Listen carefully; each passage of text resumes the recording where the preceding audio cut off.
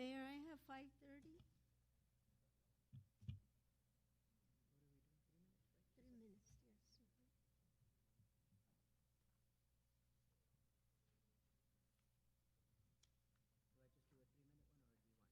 3 minutes, yes. Do I just do a 3-minute one, or do you want? Just do 2, 3, and 4. 4? Just in case they get things on the Oh. Yeah, I think I had one too many zeros. Where's your dad?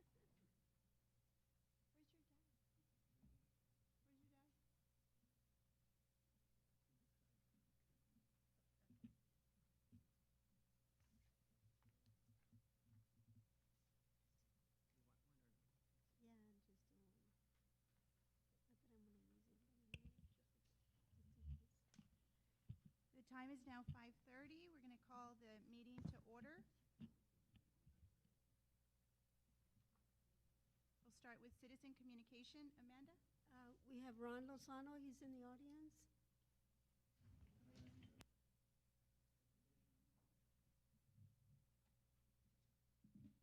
Good evening. 3 articles appeared in the Valley Morning Star. Please Granted, state one- your name and Ron Lozano. address, please. 2410 Riverside. Thank you. One of them was an opinion piece. Our local newspaper, which derives income from city public notices, wrote today that their product is less biased than the internet-derived media, for instances, in which they also play a part. Their contention is, since they have local knowledge, unlike other major internet players, they're more pertinent. But flip back a page, and you see a headline story on page 2 stating, Viva says adios, so the cookie crumbles. However, last year, the city gave the foreign corporation Viva Aerobus $600,000 for braggadocio rights. Aerobus naturally wanted another $600,000 like they received last year, and they wanted this last month. That board changed slightly, and they didn't want to give the full measure. Those salient facts are not stated in today's article, nor will VMS have the guts to print those truths. They have to hobnob with professionals. So any viable reporting to local tax-paying laborers must be hidden about that type of EDC venture. How can they write facts that may offend the powers that be? And so 3 it minutes, goes. you're up. That's 3 minutes now. This Sunday, children were promoted at a vigil. Whether solutions were proposed or not, it's refreshing they were noted. They paid for this expensive Bass Pro errors in the end, but the city should not get entangled in promoting religion, regardless of its merit. Ultimately, re-electing Mr. Uribe and Cisneros will help. Thank you. Thank you, Mr. Lozano. Item number 1 on the agenda, presentations by respondents to RFQ number 2022-09, Professional Consultant Service for Insurance Employee Benefits for year 2022 to 2023. Good evening, Mayor and City Commissioners. This item was tabled on the regular meeting of June 1st, 2022. We invited the following vendors to present their qualifications and to answer questions for the commissions that they may have. The vendors in the order they're going to present is going to be McGriff, the Hub International. I'm sorry, sir, but do we need to untable it? Not yet. We do, not for just presentation, the action item has to be. The action items will be on table. Yes, yes. Okay, I'm sorry, McGriff will be first, Hub International will be second, Valley Risk will be third, and Barrett Insurance will be fourth. At this time, we would ask the non-presenters to step into the education room, and so McGriff can start, and we'll call you as your turn comes in. Do we have a motion to remove it from the table? Mayor, we need to remove item number 2 from the table. This is a presentation. Oh, So okay. we can proceed with item number 1 then. Okay, thank you.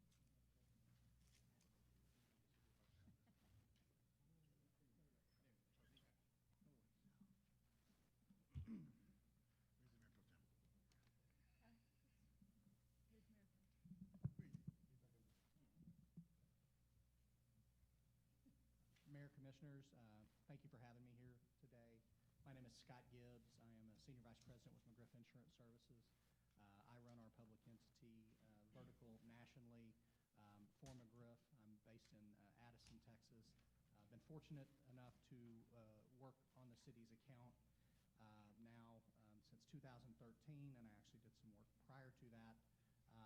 So you guys are definitely a valued partner, and I feel like we've grown together and seen a lot together. So I'm going to talk a little bit, because I know there's a lot of new faces on the commission, talk a little bit about McGriff. McGriff we're the 6th largest insurance consulting brokerage firm in the U.S. We're a wholly owned subsidiary of Truist Insurance Holdings. Truist is the merger between banks, between BB&T and SunTrust. They've done a lot of advertising during NFL games and the playoffs, and so we're held by a very large financial institution, the 9th largest financial institution in the U.S. My sole goal is I work on public entity business. That's what I do. We have over 500 public entity clients across the nation. My team works with over 50 in the state of Texas, whether it be cities, counties, school districts, or what we call pseudo-public entities, quasi-governmental public entities, water authorities, housing authorities. So I think that is important because we realize you guys have limited funds. It's taxpayer dollars. We realize that you need to retain and recruit great talent, and a large portion of that comes down to the benefit package that you offer. So we don't take that lightly, and we try to work with you to make sure that you've got the best program out there.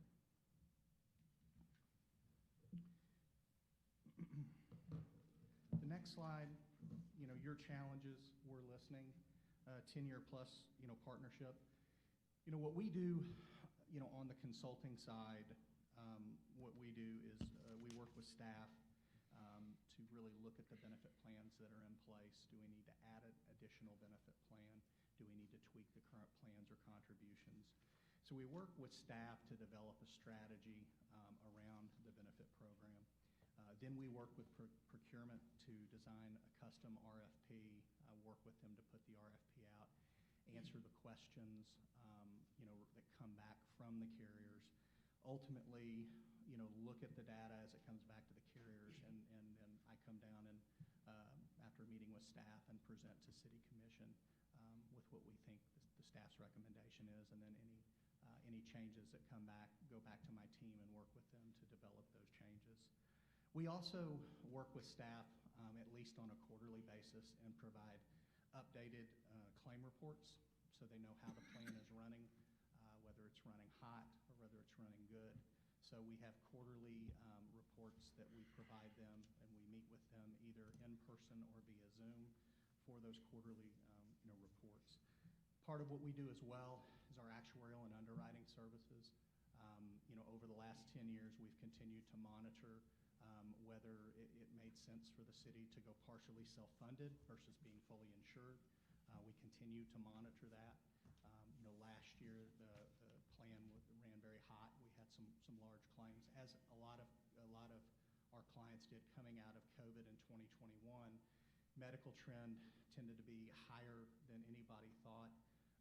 We all knew utilization was pent up, but we didn't realize that a lot of the disease category states, people were further along in those because they hadn't gotten their preventive visits. So, from an actuarial underwriting standpoint, Jordan Nixon's my data analytics person, and he works with me hand in hand to develop the reports that we present to you. From an account management standpoint, Christina Palacio is the account manager that is assigned to your account. She's worked with Efren and Oscar throughout the years, and Belinda when she was here. So she works really kind of helping out with the carriers, making sure that the things, get done. There are, you've got local agents that help doing the enrollment and things like that. We're really from a strategic standpoint. So we work with them. We work with other, brokers. We partner throughout the state. I know Barrett Insurance Services is here. We partner with them on, Bexar County and San Antonio Housing Authority, worked with those guys as well for 20 years. So what we typically do, our approach is to really look at the and manage the plan from a consulting standpoint. And then one of the other things Christina does, spends a lot of time on, is compliance, benefit compliance. Been a lot of legislative information out, whether it was ARPA money that came back. So we work with staff through webinars, through newsletters, through benefit news clips to make sure that your plan is compliant on all aspects. And actually, Christina has an annual compliance checklist. She works with staff to make sure that the plans are compliant for the upcoming year.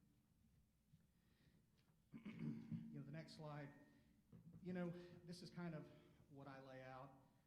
You don't get anybody else. I don't come down here and I disappear and send people, down. I'm here. I've always been here. I come down to the meetings. I will make myself as readily available as possible. I think staff would tell you that. Our promise and mission, and it continues to be that for you guys, is to protect and improve the financial security of the city and the employees, and to make sure that you've got the right benefit plan in place to help you recruit and retain the talent that you need to provide these services. So, I think what I'll say is we really work to listen first and try to deliver innovative solutions based on your needs.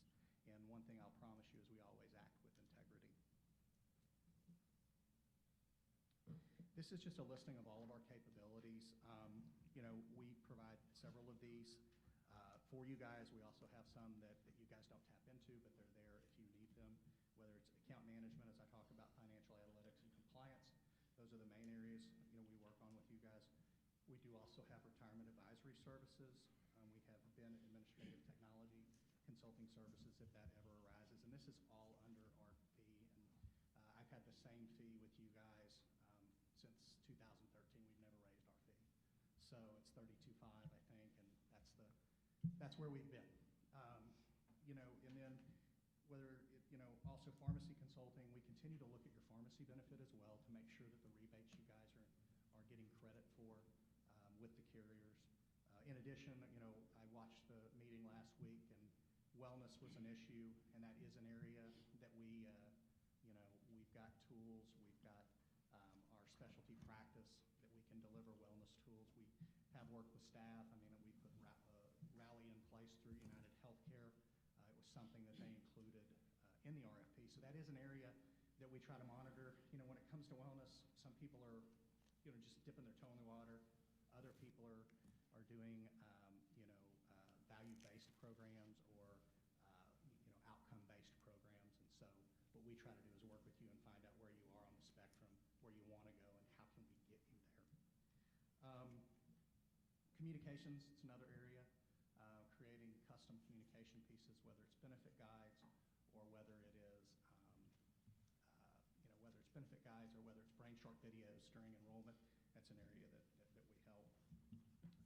I think another area that I like to focus on is kind of how we approach with our clients. We call it our CER, or our Client Experience Roadmap. This is something that Christina works on to make sure that we have a roadmap to success for you, and it's something that helps us hold accountability to make sure we're delivering on the promise that we have for you.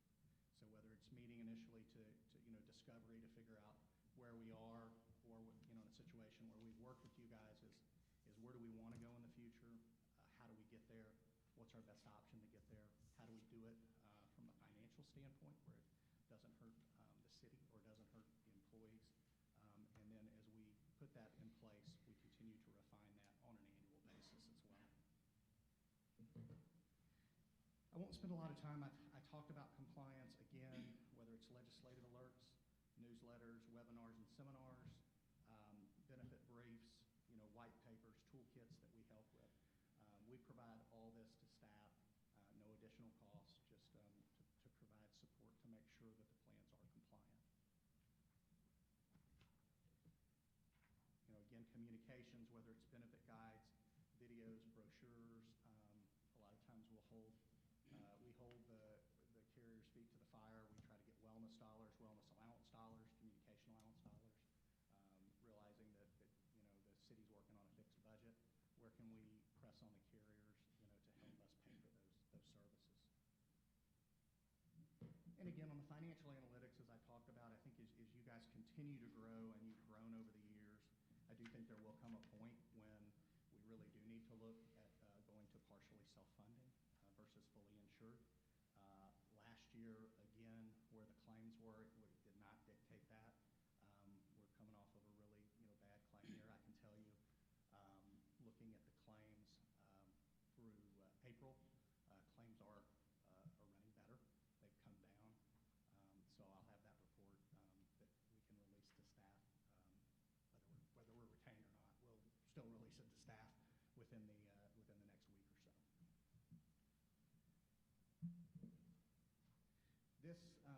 These are just some sample reports that we provide. Staff has seen these. Again, as we look, and if we move you in a partially self-funded world, we can get more detailed data than you can get in a fully insured world. It really helps you kind of, from a data analytics standpoint, really drill down a little bit deeper than what you can get. But we do take the data that UHC gives us. We do press on them to try to get us as much detailed data as possible. And we're always looking at that to try to find areas where we can save money or where we can implement programs that will help disease management states. This is the city's team. Myself and Christina, I will always say the buck stops with me. If there's any problem, you can pick up the phone and call me anytime. Throughout the years I've worked on this account, I've met individually with city commissioners, and I am always open to do that. Christina, works from a day-to-day standpoint with Ephraim and Oscar. Nicolette is our backup. She's our account service representative. She's a bright young lady. And then Jordan Nixon is my financial and data analyst, and he works with me on the numbers. In addition to these folks, I have about another 10 people in Addison that report up to me. We also have a San Antonio office, and we do have a Houston office as well. And then, I talked about our specialty practices. Should we need to pull any of these individuals in, we can do that. These are our specialty practice leaders from Ed Johnson, Actuary, Ann Hensley, Compliance, Denise Cabrera is our pharmacist. You've got Tom and Katie who work on the wellness side. David Meckley does communications. So these are folks from time to time staff will hear me talk about, or that we might get involved to kind of help us should we need it. Why McGriff? I think we've had a very good relationship with the city. I think we've worked hard to deliver on the promise. I think Christina and I have a very good history, knowing kind of how we've gotten to where we are today, from plan changes to things of that nature. I think there's a lot of good when it, from consistency. But we valued our relationship with the city. We continue to value our relationship with the city. Throughout the years, we've been awarded the contract, and we're proud to have you as a client, and we would love to retain your business. As I said, you have my ultimate commitment. You've always had my ultimate commitment. I'll be down anytime I need to. Mr. Puente, I've seen him many times, so if there's any questions I can answer, I'm glad to answer them. And win, lose, or draw, I want to thank you for your business in the past, and I hope that the city, and I know it has, a bright future. So. I have a question then. Yes, sir. Commissioner Master. The last 2.5 years of COVID, how did that skew our statistics? It skewed them, and while I say it skewed them, is because in 2020 our claims were artificially low, and then in 2021, coming out of COVID, utilization was up, but not only utilization was up, we had a run of very large claims. When I say large claims, I'm talking probably in the $100,000 to $250,000 range.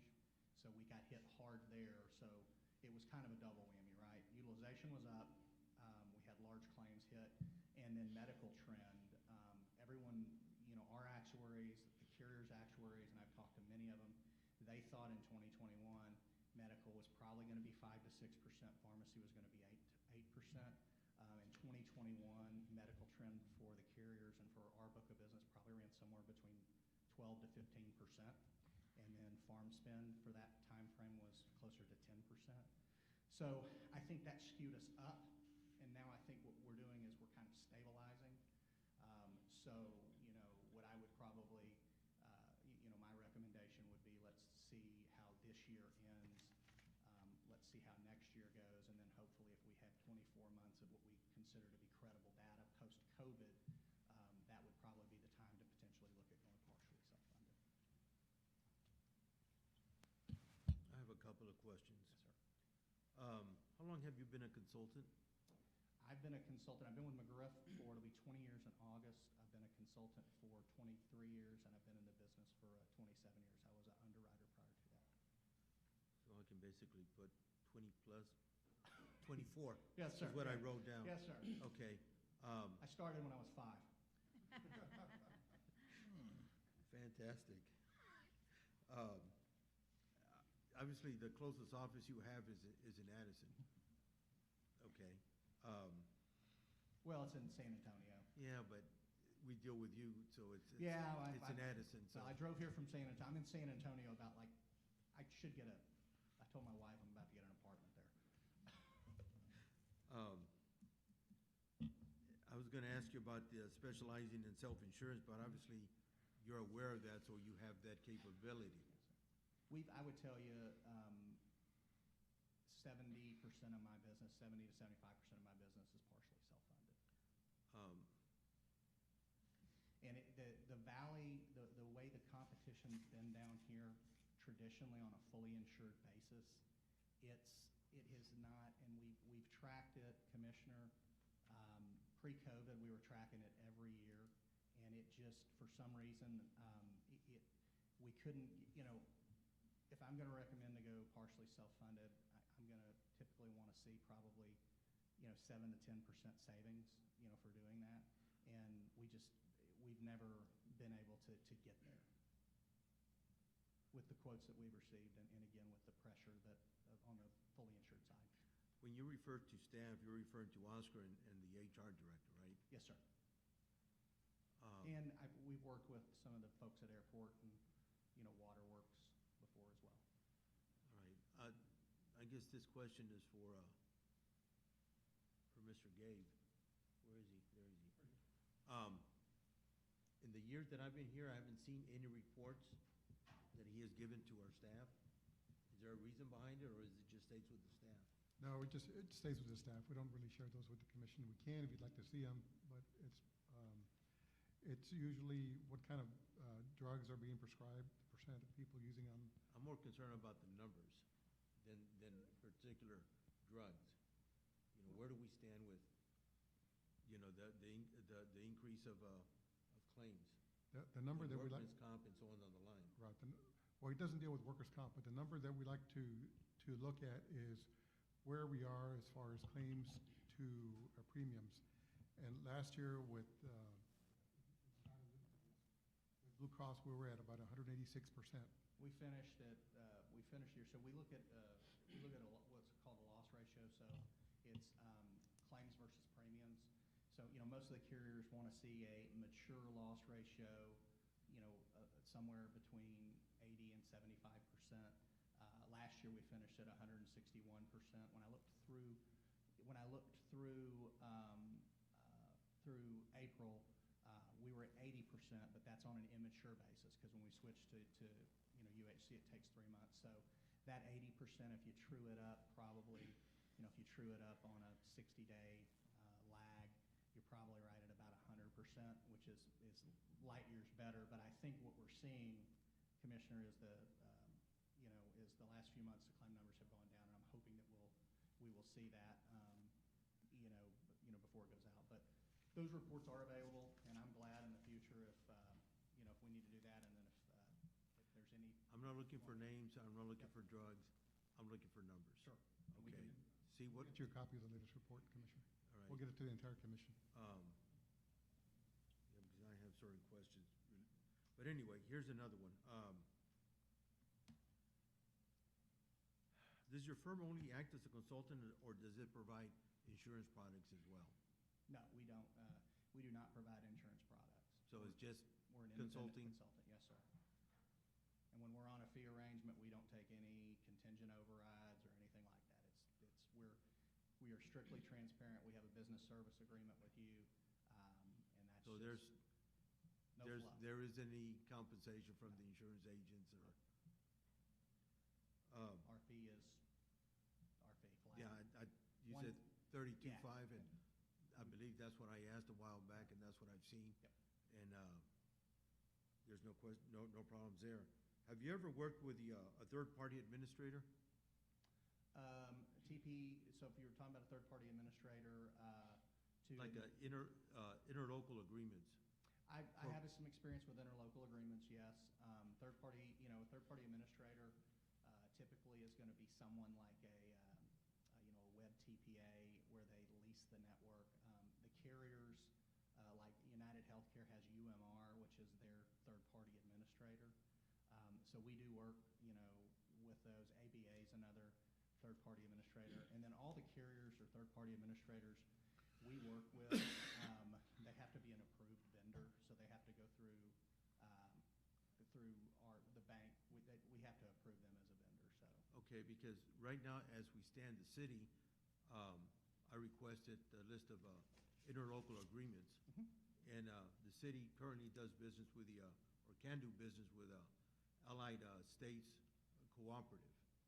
And they also do business with or could, with Choice Partners and TIP/TABS.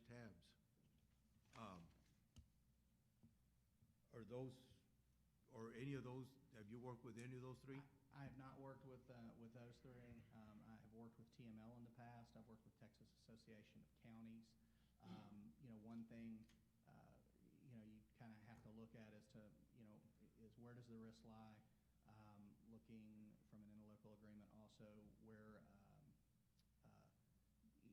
what plan designs are they offering? But we're happy that, one of my largest clients is City of Albuquerque, and they have about 17 to 18 agencies that piggyback through an interlocal on their contract with Presbyterian Healthcare. So, we've got experience. And in the past, we've had TML quote a couple of times. TML's gone through some ups and downs. I think they're back in a good place, and I would expect next year, if it goes out to bid, that probably TML would quote on it. But I don't have and again, we work with a lot of public entities, and but I don't know. And again, I don't know if those interlocals are for workers' compensation or health benefits. As far as I know, it's a voluntary in the medical insurance Okay. side.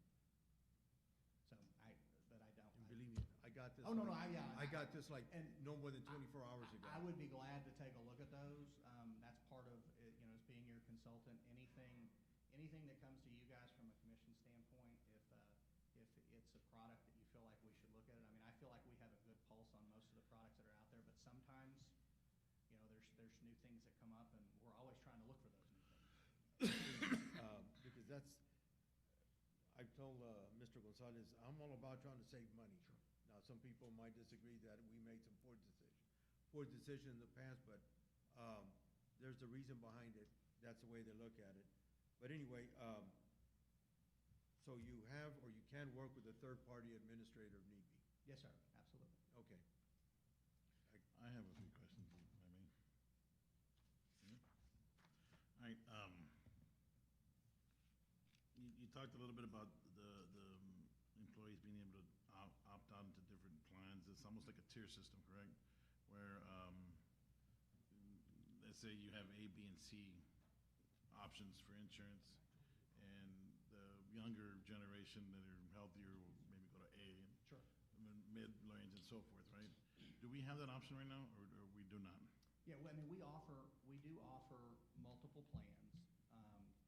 We offer 4 plans, and we don't have a high-deductible health plan right now, but that is something that we could certainly look at. But the current plan, they do not have that option. No, they don't. They're all kind of lumped into one, right? No, they don't. Yeah, so right now, I think we still have. How many employees are we? We have 3 options. We have 3 options with UHC because we killed one of the options last year because we didn't have that many people in it. But we have 3 options with United Healthcare. So it's kind of like it's a base and kind of a base base, medium, and a high plan. Mhm. We don't offer a consumer-driven health plan right now. And is there a benefit to the employee for choosing either one of them? As far as like if they choose a less expensive plan, or they get reimbursed? It really depends on kind of how they want to spend their money, Commissioner, meaning that do they want to pay more out of pocket for a richer plan and then have less out of pocket when they go see the doctor? Or would they rather pay less out of their paycheck and then pay more at the time of service? What's the ratio? Are we paying half? Or what? I think I want to say we're across all three plans. I think we're somewhere in the 75-25 split across all three So plans. the employee's 25%? Yeah, and I think that's going to probably vary, meaning that on the On high the plan, on the right. high plan, the employee's going to be paying a little bit more, and on the low plan, they're going to be paying less. But it all comes out to 75-25. Okay, so you talked about the percentage that we were at a few years ago at 186 or 188%, correct? And now this past year, we're down to 168%. Is part of that because we're not using Blue Cross Blue Shield anymore? And the reason I bring that up, because Blue Cross Blue Shield is very dominant in this area, right? So a lot of doctors don't take anything but Blue Cross Blue Shield. Now, if we were in San Antonio and other markets, United and all, it's stronger than Blue Cross. But in this area, I've always said that Blue Cross Blue Shield is more dominant, right? Maybe more expensive, but it's more accessible to the employees. Is that drop in your analytics because they weren't able to get health care, or they go to a doctor ahead? Is that part of the drop?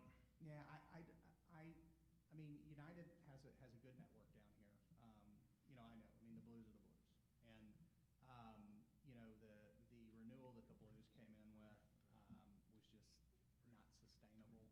I think Blue Cross, I think they came in at about a 50% renewal, and they were only able, because for. No, I remember it was expensive. Yeah. I remember So, expensive, what I would say is, to your point, I don't think it has more to. I think it has more to do with we've just had some bad claims hit. Like I said, and it's so not. we haven't experienced where the patients or the employees have not been able to see a doctor. No, we haven't run into the situation where we're seeing claims because the members can't get to the doctor that they were going to. The disruption was very. I don't even think there was really a disruption. More so than anything, when you change and when we heard clamoring was on the prescription drugs, because when you switch prescription drugs, the PDP plans don't. The prescription drug plans don't match up Right. as well. But I think, to your point, I mean, what we've seen, and again, I've worked with you guys a long time, is what we'll see is your claims will peak for maybe 12 to 18 months, and then they'll stabilize for about 3 to 5 years, and then we'll kind of see that again. And I think what's happened, as I was addressing Mr. Mesmer, I think what's happened is it's kind of like the perfect storm year. So I think we saw utilization go up post-COVID. We saw industry trend be high, and then we saw our claims spike because we had a bad claim. How many employees are you currently covering for the city? City's currently covering, I think, 800, roughly 800, I think. 100 plus. Now, do you have a number on the number of employees that did not use the insurance all year? No, I can get that. I mean, do you have a percentage? I do not. Do you know what we did the year before? I do not. That's not one of the parameters that we typically track, but we can. Well, that's an important one, no? I mean, if you as an insurance company is going to go out and risk and create liability for yourself, right, you're going to cover all these employees, I think you'd want to know how many people are actually going to use it, or track at least how many people are using it, right? So my question was going to be, since, the last few years, how many of our employees did not use that coverage? And the reason I ask is because I talked to a company that is not it's like a membership, right? You go and you got to pay a membership now. Like Medishare or something. Correct. Like that. And so can we not add that component to an option for the employees that just need to go to the doctor to get, for the flu or the cough or headache, fever, whatever it is, the simple test that don't require an actual physician, and they have better access, local access, and that should be able to drive the cost down when you factor in your analytics, right? Have you done that with any other municipality or any other customer that you're serving right now, or is it just not too many people are doing that? No, what I would say is from a Medishare standpoint, I mean, we don't see many doing that. Now, what we do see them doing is potentially offering, consumer-driven health plan, or there are plans that are out there, like United Healthcare has their Saver plans, and what that is it's a higher deductible plan, but it gives you 3 visits a year, whether it's primary care or specialty care, and then once you exhaust those 3 visits, it goes to deductible coinsurance. So those plans typically run, 15 to 20% less. Okay, so bear with me. I got a couple more questions. We're going to have to wrap it up soon for the people that are waiting outside. Okay, Commissioner well, Uribe. these are important questions. I'll make it short.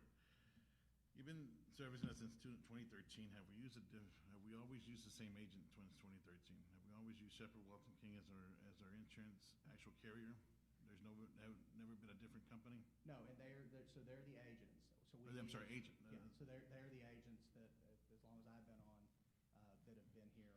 And is there a reason that they're always, because I remember asking you a few years back, why is that the only option we have, right? Did people not bid on the process, or? When the RFPs came in, and Blue Cross Blue Shield comes in, and they were listed as the agents. United Healthcare came in, and they were listed as the agents. The carriers did not submit any other proposals with agents on it. So, my job is to look from a carrier standpoint and work with staff as to, okay, what is the best fit of our budget dollars, to do that. So you're saying that the company, Blue Cross Blue Shield or United, is dictating what agent we use? I don't know that they're dictating it, but those were the only ones those were the only ones I received. Because it's like electricity, right? The broker is going to be able to go out to all the people that provide electricity, right, and do that. I just like to see what more options as far as the agent, because that affects the cost. Well, and there's, from a consulting standpoint, that's what we do, and then from there is the option to for you guys to do a RFP for agents. We can do that separate? And the agent services. Or at least have a separate document that go out simultaneously to have an agent. Okay. So, I mean, that is, that's something that yeah. That is Okay. a concern for the commission, obviously, that we've had the same agent. As our consultant, and I think this is what Commissioner Uribe is alluding to, if we are unhappy with the agent on a specific carrier, could you help us ensure that there are other options? So, fast forward like 15 years ago when you guys hired me. You were there. I was asked to choose the agents, and I still say this today. I'm not. That is. Sure. That is not. My job as a consultant is to choose the right carrier for you. I would say that. I would say that if you want different agents, what I would say is that I would do an RFP and find out what services those agents are going to provide, and then choose the agent based on. That way you don't get in trouble. What do I? That way you won't get in trouble. Well, It always puts you in an awkward position. Well, yeah, because you do business with all of them, right? Yeah, yes, and I mean that's so. At the end of the day, and then I think you can, and I think just like with me, I think it's there's a new commission, and I think that it's probably time. And like I said, I'm glad to be here, and I'm proud of the work I've done with you guys. And honestly, if you choose to go down a different road, I understand that, and I'll be happy to quote on it in the future as well too. So. May I say something?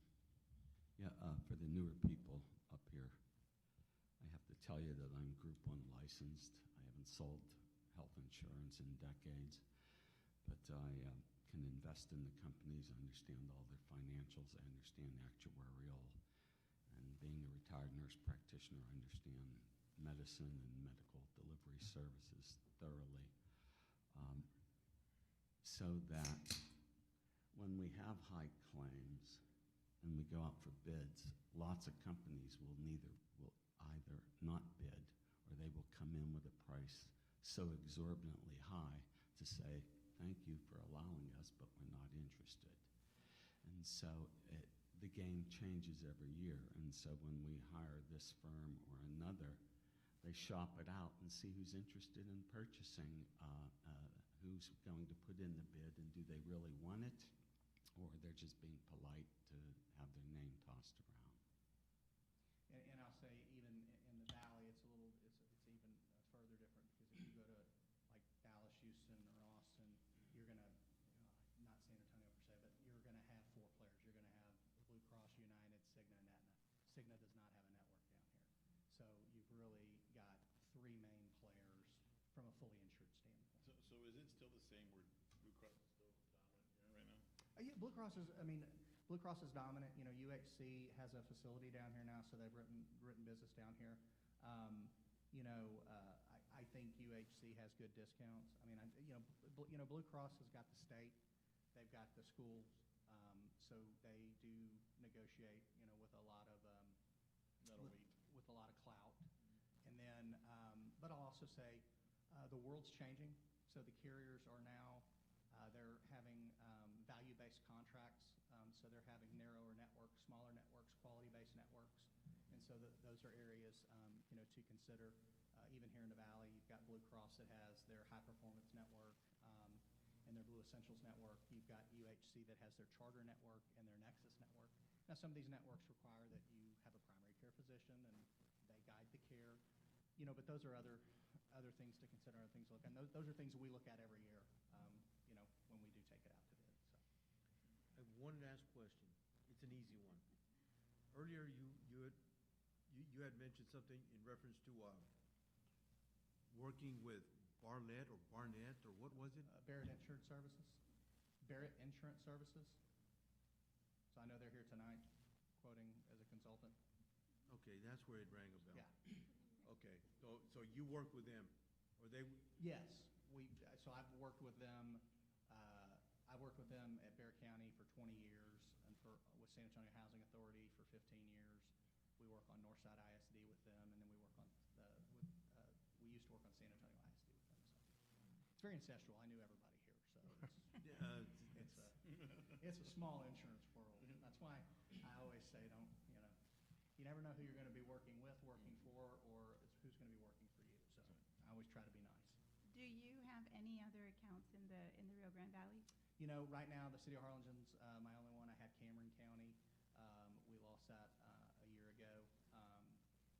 In the past, I've had the school district, Harlingen Consolidated School District, and I've had Brownsville ISD over the years. So, So today, just today Harlingen? it's just Harlingen, yeah. And earlier you said all you do is consulting. You don't serve as a broker? No, so there are some clients that ask us to take a commission versus a fee. So we will do that. I would tell you that, again, probably 65 to 70% of our clients are fee-based, and when you look at public entities, I would tell you that 90% of my public entity clients are fee-based clients. So. Thank you. Is there any other questions? Thank you for your time. Thank you, guys. I appreciate it. Thank you.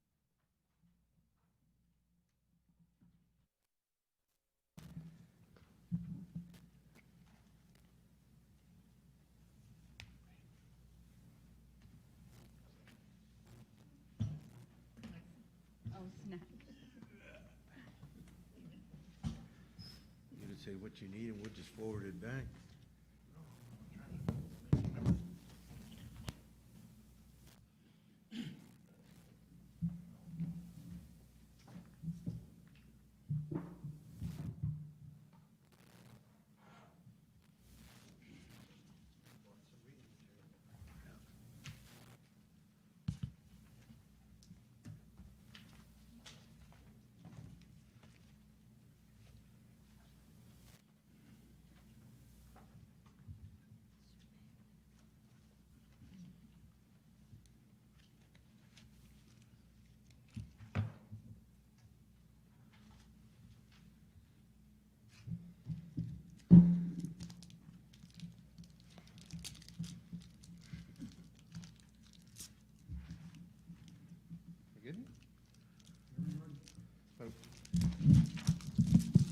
I'm Randy McGraw with Hub International, based out of El Paso, and it's a pleasure to be here today. I know this is an important decision for you. You have a special meeting with just one item on it, so I want to make the best use of our time. I wasn't planning on making the electronic presentation, but everything that we have that I wanted to cover, I've handed out to you. And the folder is divided into two parts. The actual presentation is on the left-hand side. But before I talk through that, I thought I would share with you a little bit the information on the right-hand side. 10 minutes is what we were told to allot for having our presentation. So I wanted to make the best use of the 10 minutes that we have. And happy to entertain any questions that you might have along the way. So in 10 minutes, there's a ton of things I could tell you about Hub and our capabilities and our success stories, et cetera. But I just wanted to focus on results that we generate. And so on the right-hand side, the first page I put in there was a list of our public clients here in Texas. And it's not too many on the backside, but it's a double-sided sheet of paper. And so you can see that we do focus on public entities, whether they're cities or school districts or counties or other tax districts as well. And we have clients scattered all across the state. I've got quite a few clients myself. Not all of these are my clients. Some of these are managed out of our Dallas office. In my practice out of El Paso, we've got clients in El Paso, here in Cameron County as well, Ector County, Glennon County, Potter Randall County, Austin, and all points in between to Webb County, Laredo area. And so that's what we specialize on. The other thing I wanted to show too is our capabilities. I think one of the strongest things that we bring to the table in our consulting practice out of El Paso is our focus on data analytics. And I would be surprised if you don't hear multiple times this afternoon, data analytics, actuarial studies, et cetera. Yes, we have all of those capabilities. What I printed off here, though, is a hot off the press network comparison of providers that are in network between the major players that offer health insurance in your area. I know that you recently made a move to United Healthcare. I'm not really sure who you used as your health insurer or administrator prior to that. But what we do is when we collect data from our clients, we use it for analytical purposes. And when you were going through your bid process and making a decision on who should we pick, you know, there's a lot of financial things that you take into consideration and service and capability things too. But the other thing that's important to the users and beneficiaries of the plan is who are my in-network providers. So what we do is we collect all the data, we compile it into a database, we give it to our review teams, whether it's in boards, commissioners court, city, the commissioner meeting here, school district boards, whomever. And in this case, we have them ranked from the most frequently used in the area, and it shows who's in network or who's out of network. And if you just flip to the very back page, you get the bottom line results. And so you can see, too, that United Healthcare, the carrier that you selected, actually has a very good network here in your area. And you can see how many in this set of unique providers in this area, 1,300, 35 different providers. How many of them are considered in-network with United Healthcare versus Blue Cross Blue Shield, Humana, and Aetna, names that you might have seen in your recent process. But this enables people to go through here and see. A lot of times they just look at the bottom line and say, well, this one has more than the other one and that makes it better. But not necessarily. It's who's in and who's out, and that's what the detail shows you. And then we provide it to our clients in electronic format so that you can sift it and sort it. And this is just a highlight of that information there. Some of the other things that we bring to our clients too, there's a handout on learning courses that we provide that your HR department can use for education of your staff, whether it's training on sexual harassment, diversity, workforce management, absence management. All of these are classes and courses that you can deploy through your HR department to train your working staff as well. And then the last part I put in there, and I have a link in the presentation itself as well. This is just a link to our website for Hub International. And our corporate offices, U.S., are based in Chicago. But during the pandemic, we continuously updated our, what we call our playbook, and you can see some of the menu of different things that we put out. This is available on our website to anybody that wants to go and get it. It's not password protected. It's not just for our clients. We make it available for anybody out there, including our competitors. So who is Hub and what do we do and what are some of the success stories? I'm going to go to my presentation handout and start off with page number 4. Page number 4 just gives you a high-level overview of Hub. And you can see there we have over $12 billion in revenues. We have over 1 million clients. There's 13,000 employees in the United States. They're not all focused on employee benefits. We provide insurance and risk management services and anything that you could imagine. But the point being that you don't get to be this big and last this long in this environment if you don't know what you're doing.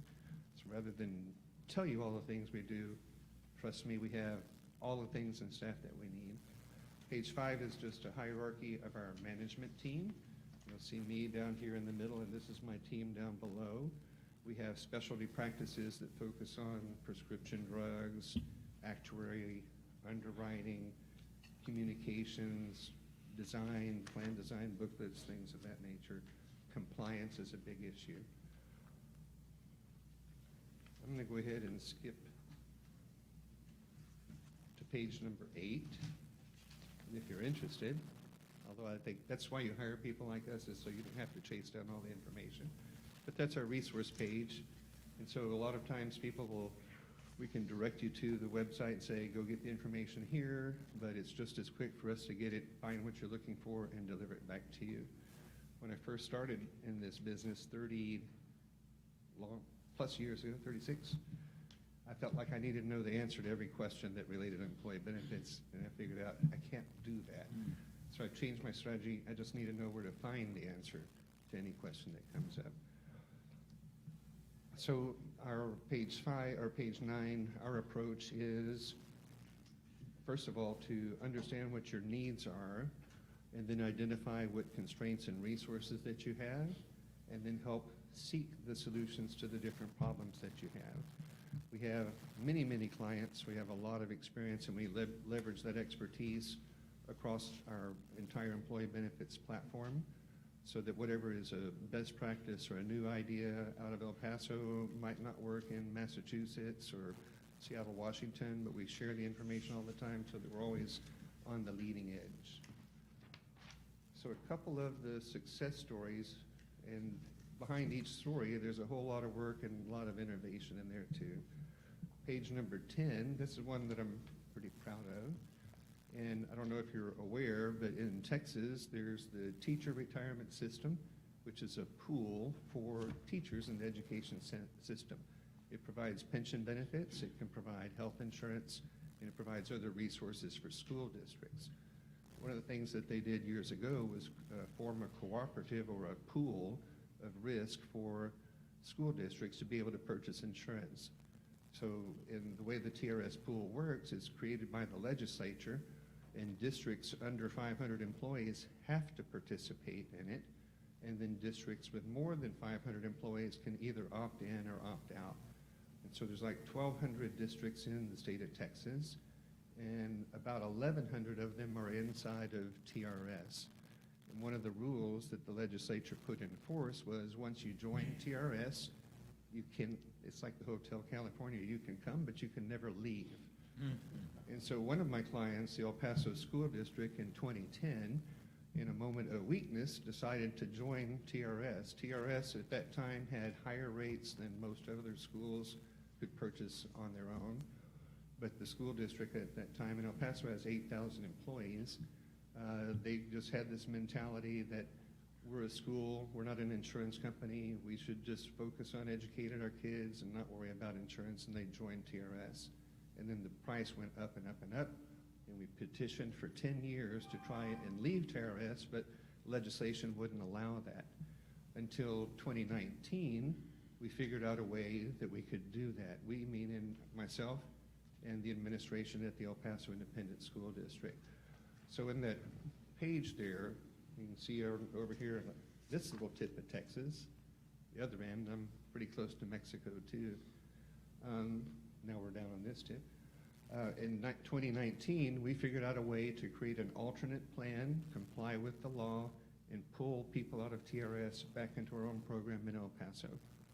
TRS was really upset because part of that rule about you can never leave is to keep people from gaming the system and joining the pool when the rate looks lower, or leaving the pool when the rate looks higher. And so we extricated about 6,000 of our 8,000 employees back under our own control in El Paso. And then TRS was upset. So years of writing letters to TRS saying we want to leave, they said it would have to take an act of the legislature to allow that. When we found the chink in the armor and we pulled out, TRS petitioned the Attorney General to try to cease and desist on El Paso ISD, and they told them that it takes an act of the legislature to change the rules. So the table got flipped on them. So in 2019, there was one school district in El Paso that opted out, and by 2020, 114 other districts followed our lead. And in 2021, the legislature reconvened and changed the rules at the behest of TRS. So the success story took 10 years. We found a way to get this to happen. We created a wave of change across the state of Texas and implemented, and the result was changes in legislation to address that. And so some of the changes they made are good, because before they had one size fits all. So whatever it costs, a premium in El Paso was the same as it costs in Houston. But the cost of healthcare in El Paso is a lot less than in Houston, just like in Cameron County, a lot less than in Houston or Dallas, et cetera. And so one of the things that we petitioned before was, why don't you make regional rates around here so that people that live in a lower cost area benefit from that? Because otherwise we're taking our money in El Paso, subsidizing the rest of the state. So we made a lot of changes, one of which was now you can choose to leave TRS. Regional rating is coming. So short story, took a long time, but we came up with a new idea. We created innovation across the state, and we triggered a lot of change in the school district market.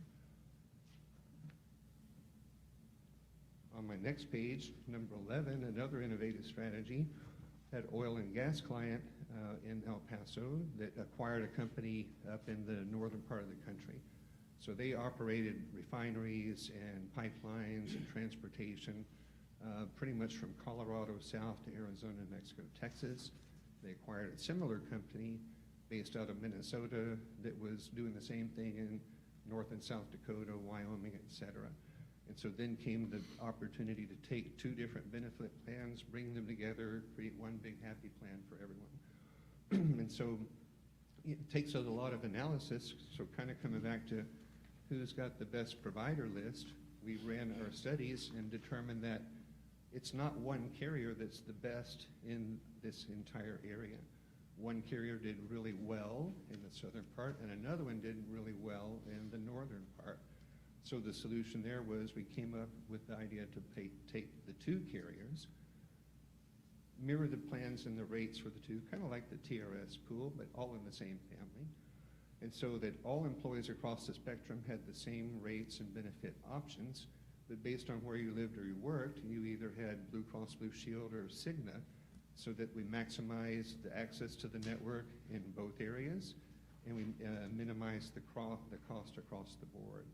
So I'd like to think that we have a track record of a lot of innovation. Page number 12, this one relates to a city, but one of my roles in working with cities when there's collective bargaining with public safety is to represent the city and when we negotiate rates and benefits with the collective bargaining units. Back in 2000 and, I forget now when it was, 2007 and 8, I had a call come in from the San Antonio Police Officers Association, asked if I would help represent them in their contract negotiations with the city of San Antonio. So I don't actually work for the city of San Antonio, but I got to be the consultant on the other side of the table. And so if you can imagine that when they asked me if I could do that or if I had ever done it, no, I've never done it, but it sounds intriguing to me because now I get to take all the knowledge and tricks that I would use in a negotiation against you, and now I get to flip it around and go the other direction. So I asked them, what was your benefit program that they had? And the answer was, it's a $250 deductible with a $500 out-of-pocket maximum, and it was free for all employees and dependents. And my answer to them was, I don't think I can get you a better deal than that. Free insurance for your entire family with really good benefits. And their response was, well, if you can just help us keep what we have, we'll consider it a success. And so when I went into the initial meetings, I get disrespected all the time. Maybe it happens here too. But because I'm from El Paso, the rest of the world thinks, you don't know what you're doing. You know, if you want to know what the big guys think, you got to come to Dallas or Houston or whatever. So it was kind of like the suspender snapping farmer. As we went through the negotiations, the city, which was using a consulting group out of Dallas, released the other firm and told them, go home, don't come back anymore. And the end result of the negotiation was we kept the benefits we have. They stayed free for another 7 years, and it was a success. So then the cycle repeats itself after the 7 years, and this was under City Manager Cheryl Scully's watch, and it erupted into like a 1.5-year public debate, public safety versus the city. And she had an agenda where the police officers would not have free insurance ever again, forever and forever. It took 1.5 years of negotiating. And I have a chart that'll show you what the end result was. And I was criticized a lot. The city spent close to $1 million on actuaries, consultants, and attorneys with Arthur Gallagher firm. It's a big consulting firm. And then it was me with the association against them. We spent $90,000 against their $1 million. And when we walked away from the deal, we had free insurance. It was a slightly different plan design, a high deductible consumer-driven health plan, but it also came with a subsidy from the city to offset that. So we have a $3,000 deductible. The city gives the officers $1,500 in a year. That means there's out-of-pocket of only $1,500, and it's free for their employees and their dependents until we hit the renewal cycle again this last year. And so we just went through the cycle again, and we've renewed the contract again for another 6 years, and it's free still. So I think that's a real feather in our cap, too, to be able to do those negotiations. I was criticized a lot by the high-powered attorneys because they had an army of actuaries in the room, and it was just me on the other side of the table. And they would say, well, you're not an actuary. I'm like, no, but I've spent 36 years arguing with them, and I'm pretty good at what I do. And so we won 3 times in a row free insurance for all the police officers in San Antonio. And just a couple of other ones on my page 13. The city of Amarillo is one of our clients, and the success story there is we have a direct contract with the regional hospital. It's not the biggest one in Amarillo. The big hospital in Amarillo is Baptist Hospital. It's kind of like Valley Baptist down here. And then there's a smaller regional hospital, but we have a deal with the Northwestern hospitals of Northwest Texas that no insurance carrier can come in and beat on the price negotiation. And so we've gone out to bid a couple of times just to test the market. Nobody can touch the direct contract. Is that the one with 40,000 employees? North Texas? Your client, 40,000 employees? No, that client, the city has about 2,000. Okay, 'cause I saw on a chart that when a client had 40,000 employees. That's it's when, a university? University, Big client. yeah. Sorry, go ahead. So in Ector County, Odessa, we also have a direct contract with the regional hospital there. We've gone out to bid a few times. Nobody can beat the direct deal that we have. And the Isleta School District, that's based in El Paso. I got hired because Mercer Consulting did a really poor job, and it created a huge wave of public corruption investigation in El Paso. Several school district board members went to jail. some administrators from the third-party administrator that was administering their plan went to jail. They hired me to help come and clean up the mess, and one of the first things we had to do was in the public corruption prosecution, the district attorney wanted to try to come up with a level of harm that was caused to the district.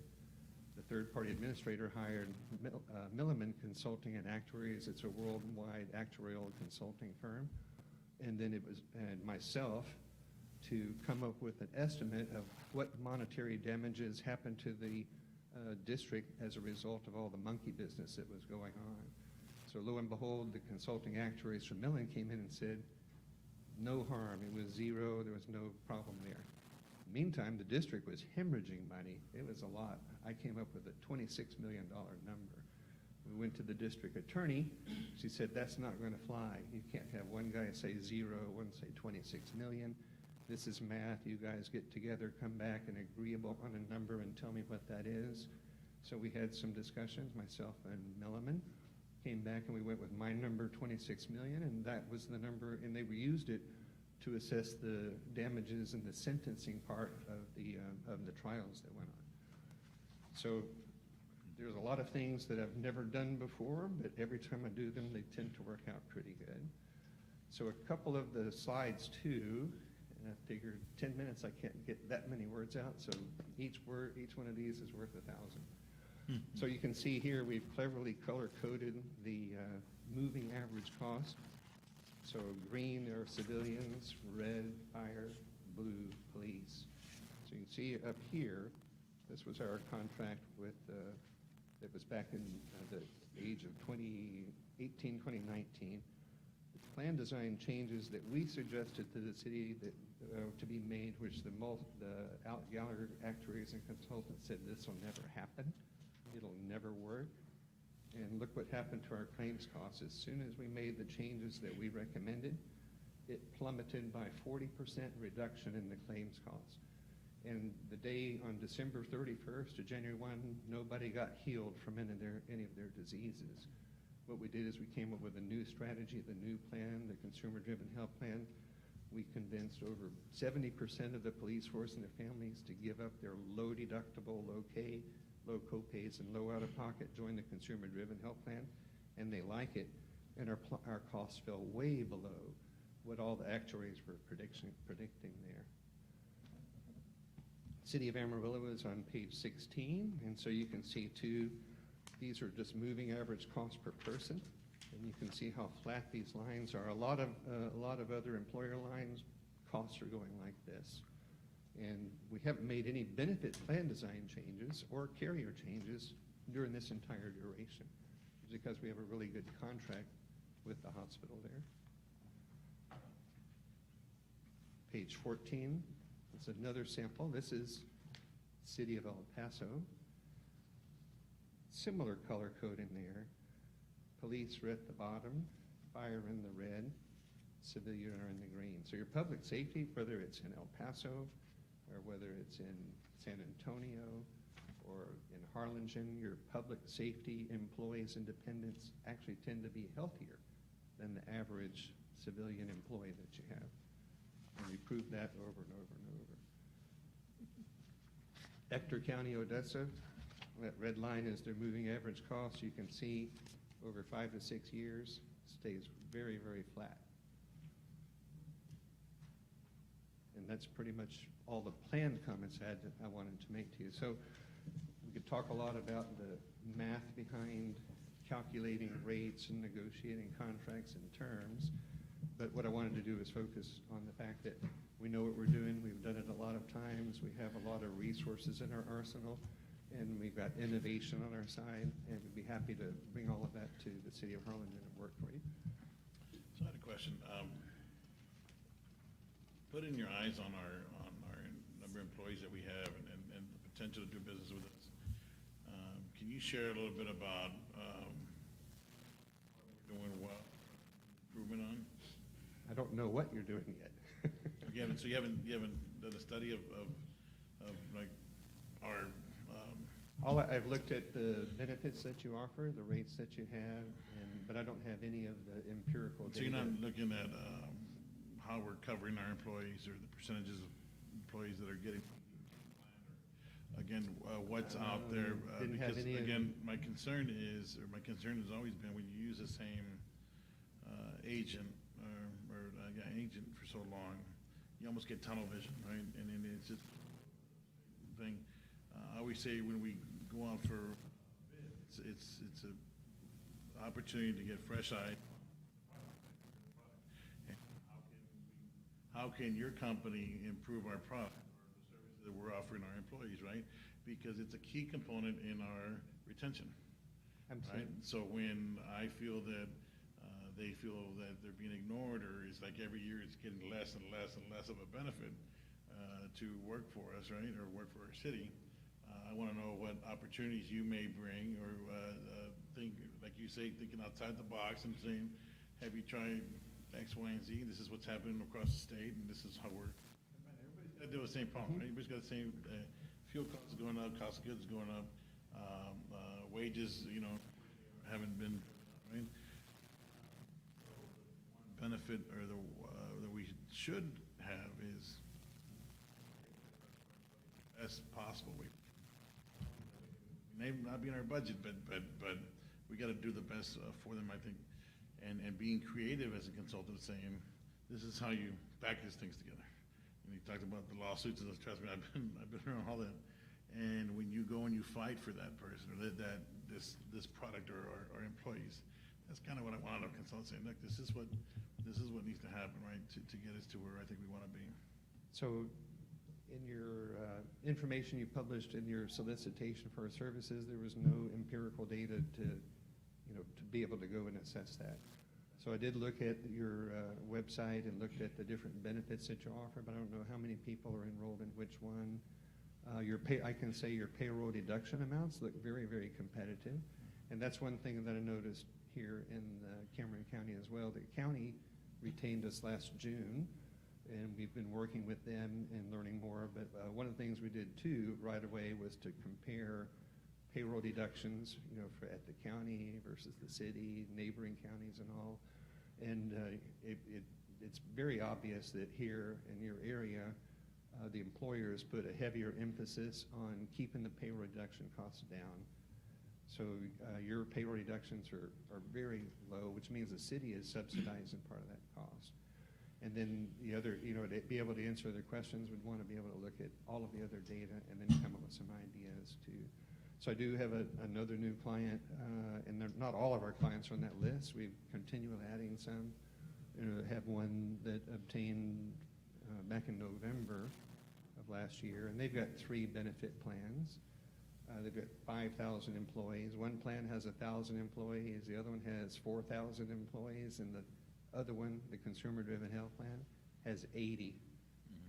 And so then my question then right away was, why are we even offering this? Nobody wants it. So you either need to change some things to make it more attractive. So that's the consumer-driven health plan, high deductibles, no co-pays. But one of the things to make that more attractive is to subsidize contributions to the health savings account. And so my advice to them is, if you don't want to do it the right way, then let's not waste time doing it at all. But you're missing the boat too by not taking advantage of that. You can see the actuaries from Gallagher were telling me that we would never get more than 15% of the police officer population to agree to take the consumer-driven health plan. And in the end of the first enrollment, we had 64%, because they believed in it once they understood it, and then they took the effort to educate employees and their dependents. So I give credit to the police officers. They had, at every substation, they had meetings, and they brought families in too, spouses, so everybody can hear about it. The employee here comes to an open enrollment session, they hear something, they go home, things get lost in the translation. So a large part of this is common sense in terms of how you go about solving problems, which in my presentation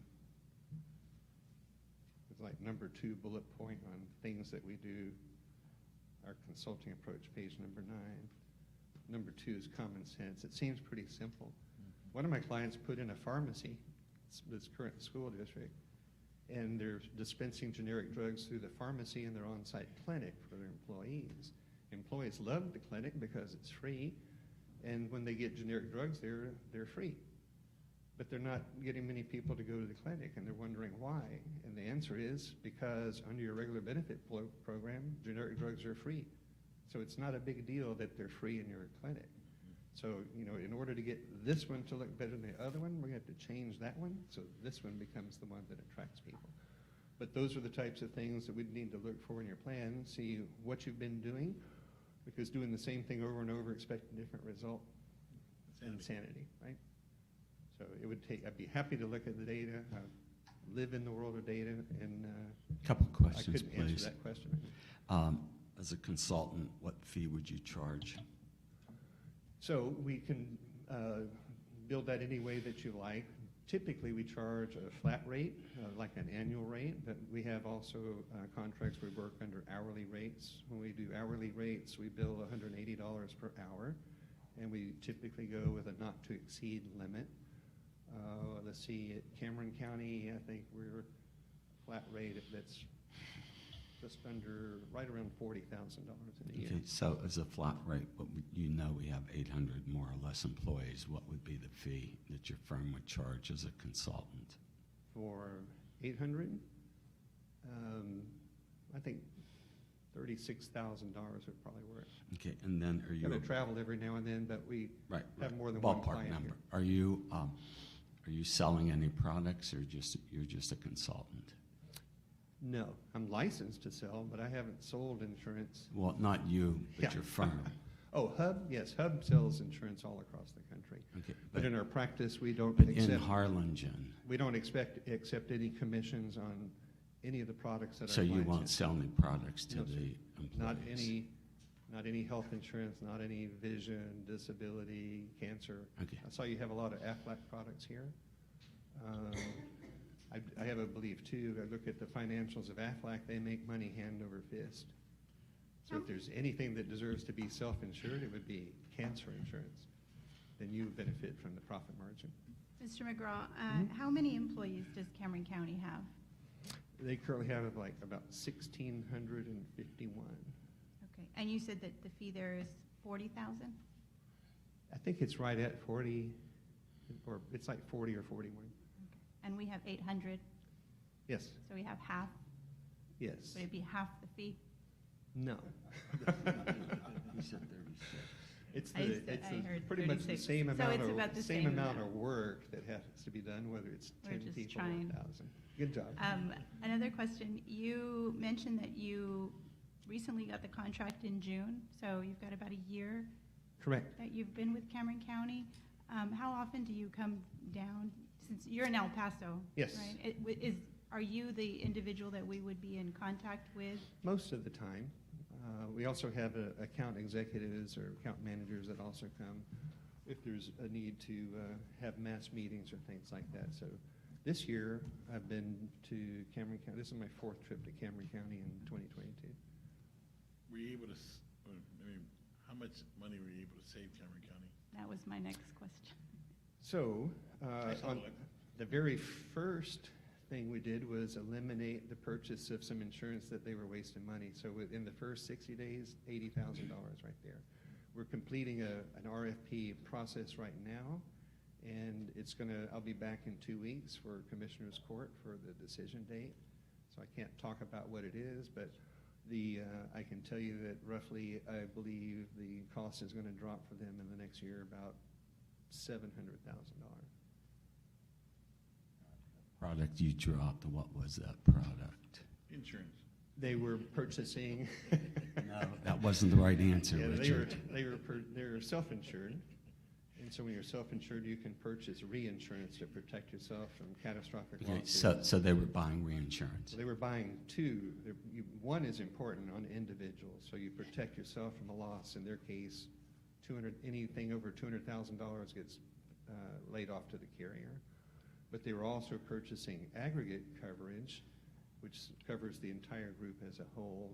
So they were buying 2 reinsurance policies. They too, and it's typical for smaller employers, but the way that the aggregate coverage is priced, you're never going to have a claim. So in my 30-plus years, I've only had one client ever have an aggregate claim. Can you share with who was servicing, who did you take the away from? Pardon? Who was Cameron County using before you? McGriff. And so I like to say too, when the police officers hired me in San Antonio, they were saying like, well, you live in El Paso, and how often do you get here? Like, well, my mom lives in San Antonio, and it's a 1 hour, 20-minute flight. I can jump on a plane and fly to San Antonio faster than you can sometimes get from the south side of San Antonio to the north side if there's a bad traffic jam. And so I did talk to Scott earlier. He drove down from San Antonio, where he was earlier today.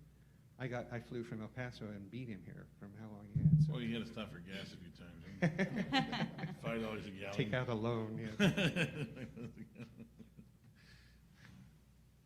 So you have worked with self-insurance before? Yes, sir. Most of my clients are self-insured. And I guess, in my early part of my career, for 12 years, I worked for Blue Cross Blue Shield. I was their star salesperson, got all kinds of awards selling fully insured products. And now I left Blue Cross because I would describe myself as authority resistant, and I just don't respond well to their management styles, et cetera, and tell you this is the way things are going to be. Because they would tell me all this actuarial underwriting gobbledygook, and I would go out and meet with an employer, and they would say, this is too high, this whatever, and I would go back to the underwriters and say, we need to lower the rate. And they're like, well, these rates are all scientifically, mathematically designed. And then I would say, well, then you're not going to win. And it's like, well, what's it going to take to win? Like, you have to take 4% off your rate, and then you can win. And then they would do it. And I'm like, well, so what happened to all that actuarial, mathematical gobbledygook that said, this is what we have to do? When at the end of the day, I tell you what to do, and then we do it, and it works. So I don't really need you guys. I can do what I do without you. So you don't like actuarial science, No, I love it. but you don't believe it. I do. But when the carrier sells you insurance, they're doing it to make a profit. Aren't you doing it to make a profit? When I'm helping you manage your risk, no. What we're doing, we're taking the profit margin out of the equation. So you're doing this for free?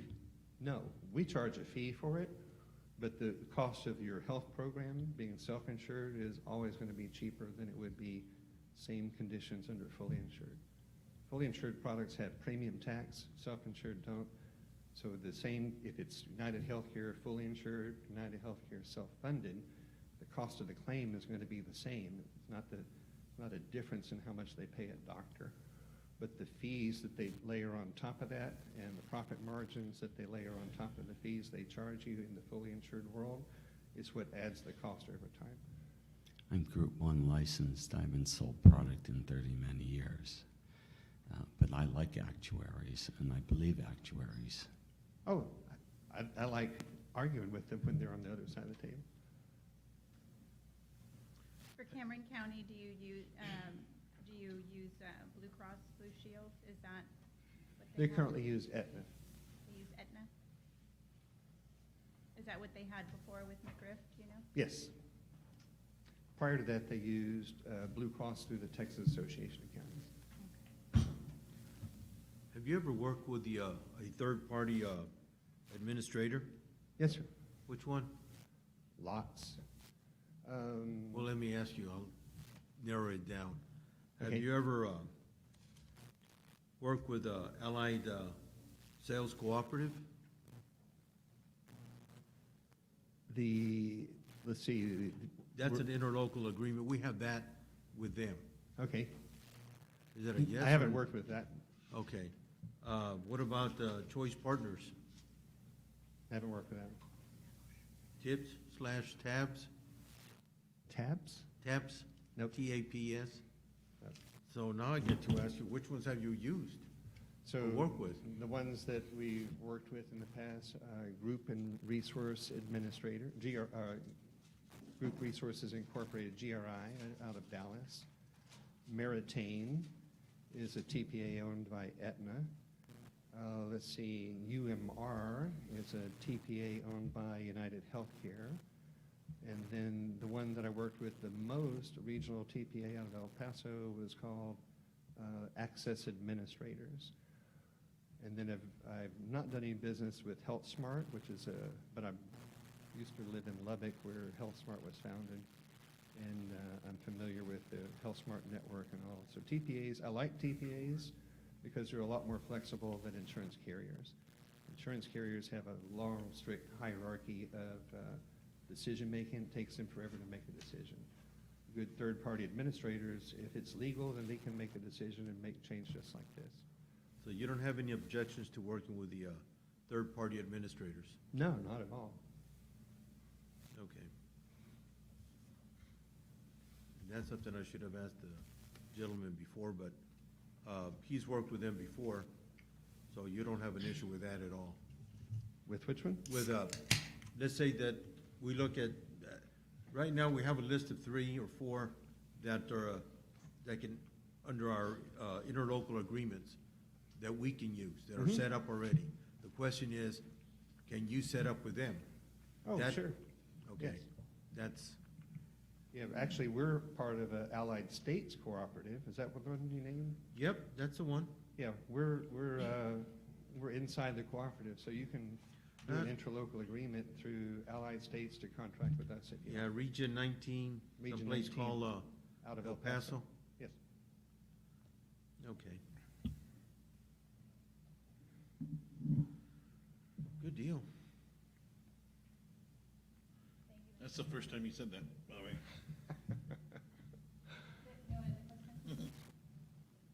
Thanks.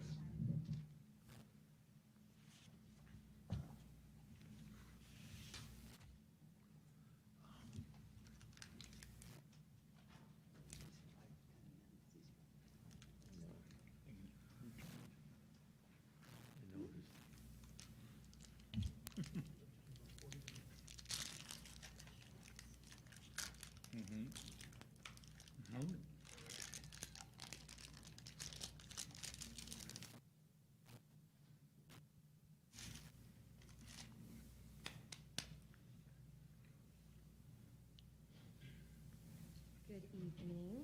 Can I move this? Sure. A little short. There you go. Yes. Good evening. How are you guys? Been a long evening already? Great. We are from Valley Risk Consultants, and we're here to go over the presentation for our services for consulting. Oh, the clicker. Okay. So I don't know if y'all can see the slide from where y'all are sitting. We were incorporated in 2004.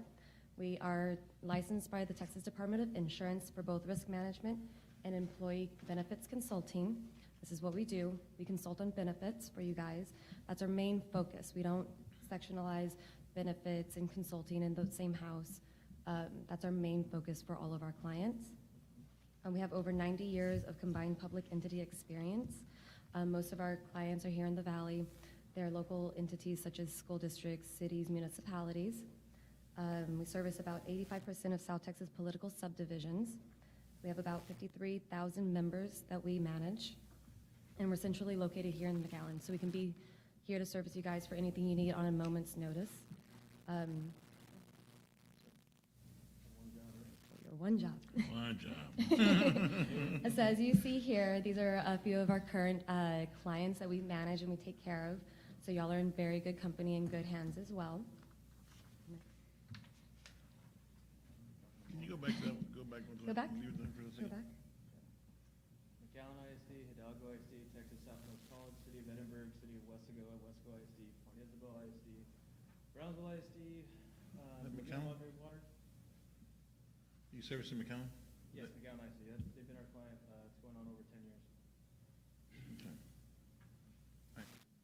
So as you see, we have a good cross-section of different public entities. No, gotta go. Oh, okay, we'll talk fast. Done.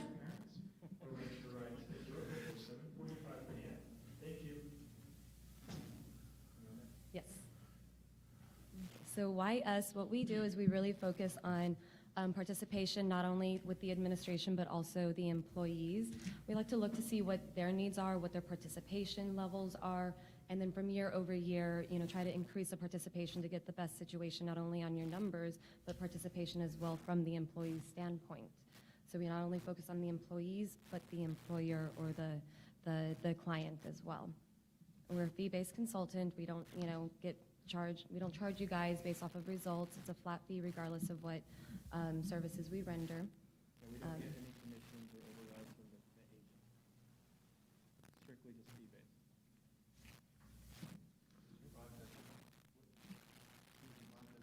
Fee? That's negotiable if upon winning the contract. Roger Garza was the one that handles that. 100 employees here, so more or less what would your fee be? It just depends. If we're going to be just employee benefits consultant versus property and casualty as well, that's going to be different. But This will be just employee benefits. probably be under 20,000. What's the degree of probability? Commissioner. It's probably high. For the city, y'all size, the investment benefits, probably around 20,000. Okay.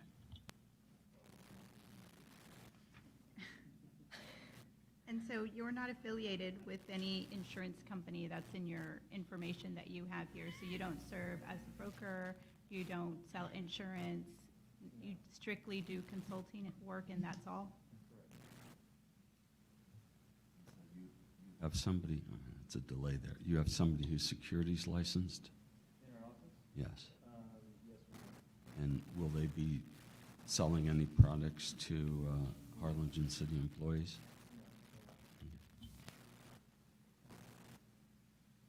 You can proceed. Okay, next. Okay. A few of the services that we provide upon winning the proposal would be helping you guys with RFPs, group health insurance, saving strategies, employee voluntary benefits, help you guys manage the TPAs, tabulate and evaluate all proposals, provide timely recommendations, and attend city and committee meetings for you guys. I'm going to go over the TPAs.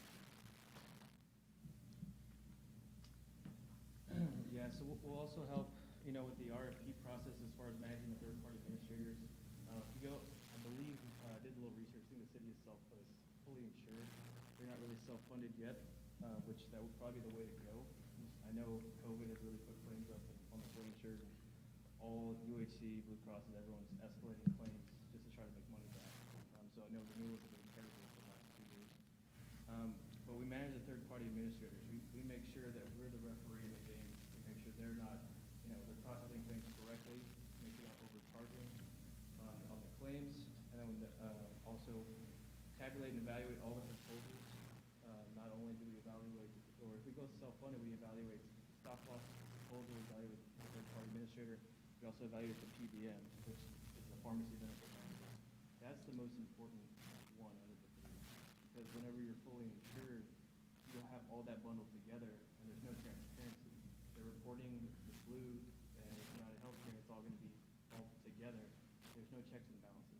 They can hike up your PBM for your RH claims, specialty drugs, way more than they really are. So whenever you go, independent and you go self-funded, you actually can make sure that no one's trying to inflate the cost and make more money off you guys. You can actually, everything's transparent. Are you all open to working with a provider that would take in, because I talked to a company that's almost like it's like a member services, right? Pay membership and you can see a doctor, but it's really for all the stuff. Is it in Wessico? No, No? it's actually here in Harlingen, but the point is and it can be anybody that provides that kind of service. What I'm looking for though is that could be a key component to reducing the cost of insurance, and is that something that you all have looked at? Have you done in the past with your other clients? They approached McAllen ISD. It just wasn't feasible for them at the time because they're running a lot better than most other entities here. So it wasn't feasible for that group, but they haven't approached it for any other entity, like a school district or city like that. Okay. But it's something we would look and consider. See if maybe do like a carve out to say, hey, the base plan option, you want to have that. Well, even if this, and this is just, I know even if the city would pay that membership fee, to the employee as a benefit to reduce the cost For of those that you insurance. have low utilization, Right. absolutely. It's just a better That would way be to along with spend the money. strategies. The way I understood it now, not in your business, but I understand it pretty well, right? So I just want to know if you were up to that. Yeah, and you have a great idea. I mean, you can also do a base plan that has teledoc, telemedicine first. Correct. Which, I mean, that would also bring your health. Because of the technology, right? I mean, if you look at what we were able to do during COVID and just in business, y'all aren't taking so many trips to Berlin because you do it on Zoom, right? Which one even existed, right? So I just wanted to see improving that as far as the technology and again, especially for the employees, and that's what I was trying to get from another company is how many of our employees are actually not even using the insurance, right? That would much be better fit in that we can carve out of the. It would lower the overall spend of the. Yes. The percentage. It is possible. And there is carriers out there that do offer that. I'm gonna stop asking questions because I ran the other guys really late, so. Well, I'm sure it's questions that everybody has. Or if not, maybe we should. That's a good idea. Yes. So some of our strategies, we track plan trends. Oh, I went too far. Versus benchmarks. We do try to look at future trends and see where y'all are going, where the industry is going, where the employees tend to want to go. Maybe if they aren't wanting to go physically to a doctor, we do recommend a lot of teleservices to a lot of our clients just to avoid that. You know, with children especially, you don't want to take them to the doctor if you don't have to. You know, a simple ear infection can be diagnosed over video conference.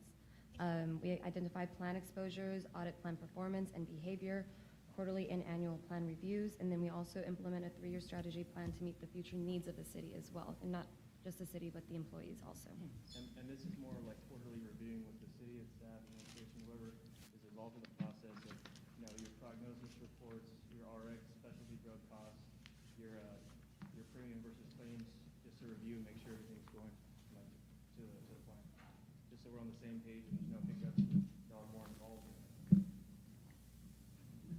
Questions? Hello, any questions you guys might have?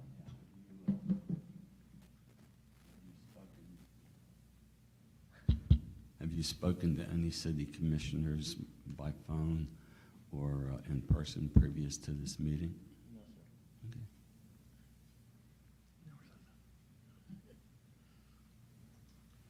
You basically already covered some of the questions I was going to ask, but this was, you've been in business since 2004, which is what, 18 years? Yeah, Roger Gardner has been licensed, he's a senior consultant. He's been So- licensed since 1980 and a consultant since 1980, but he started and founded BRC in 2004. He was working as a consultant at another firm before that. He started with that So he's been a consultant for how long, since 2004? since 1980. So he's been a consultant since, okay. And your office is South McAllen. South McAllen. What other municipalities are you servicing? I think you might have mentioned that City West Coast, City of Edwards. too. You mentioned self-insurance and versus full insurance. So I take it you're pretty good at, what we need and the whole. I'm just taking a guess, but I don't know, but I'm pretty sure y'all are fully insured running at a loss ratio of 140 to 1. At this point, we're looking at the rest of the analysis too. One of the things that we've asked is, as a consultant, would you also be providing insurance products to us? No, we're just recommending and putting the best things in place for you guys. We will not be doing it on this. Have you ever worked with a third-party administrator? Have I worked with them? Yes. Or, I think you mentioned something about a third-party administrator. never worked with them. Okay. As far as, As Valley Risk Consultant, have they ever worked with a third-party administrator? like, setting up for the consultant side, setting up the self-funded medical? Yeah. Of course. Okay. Which ones? There's Boone Chapman, there's ABA, there's Hurricane, there's UMR. I should have asked. I came across some stuff the other day, not long ago either. See, the city of Harlingen has several interlocal agreements with certain third-party administrators. One of them is Allied States Cooperative.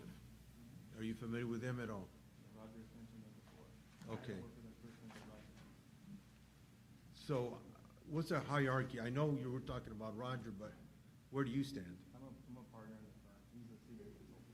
Okay. Have you ever worked with Choice Partners? Choice he has. He has. So we said Allied States, you've heard of it? You've worked with Choice Partners? Do you have any objections to, or your firm working with these third-party administrators? No. So we ask, It's you'll, whatever's in the best interest of the city. Okay. If they're coming in with a better proposal, I mean, you can even look at a risk pool with TML. I mean, there's different options. There's level funding, there's fully insured, self-funded, whatever's in the best interest. okay, so we ask for you to work with a third-party administrator, and it's the best one, there's no issue. No issue. TML would be a no issue either, right? But I would assume, sir, that your company, as long as you've been in business, is gonna put your best foot forward first. Correct. Without having to give them the opportunity to go out and do that. That's why we hire you, right? To go out and look at it from every angle and every possibility. Yeah, we look at their AM Best rating, we look at their performance over the last few years. We don't just, put you in a new program that we don't know is gonna perform well or not. How long have you been a consultant for the city of Edinburgh? Roger's been there, I think, 3 years. And Westico? Westico has been longer, that's, I would say 7 or 8.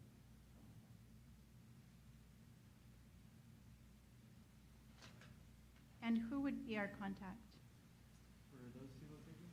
No. No, If you were If we start awarded with the contract. Javier Leal or Roger Garza? And Roger is the one we keep talking about? Yes, Okay. And why isn't Mr. Garza here today? he was out of town.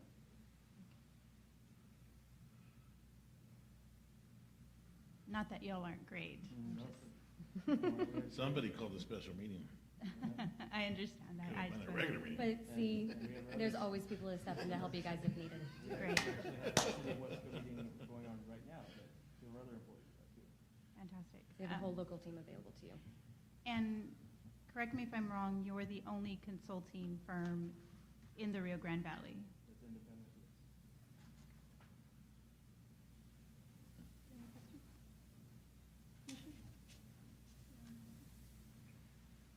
Thank you so much for your time. Thank you all. Thanks, John. Library's gonna turn off the lights. I know.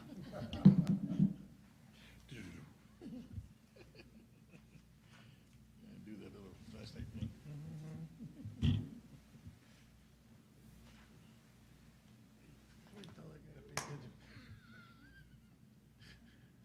Put attention.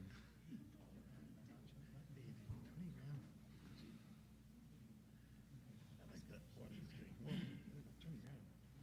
20 grand. If you look at, doing 40, 61 employees. It's 20 grand. That's one employee, but doesn't get saying, well, it costs what it costs. Is that a menu? Oh, yeah. I'm a little hungry. Set my timer just so I stay on task. I like to look at the advertisement.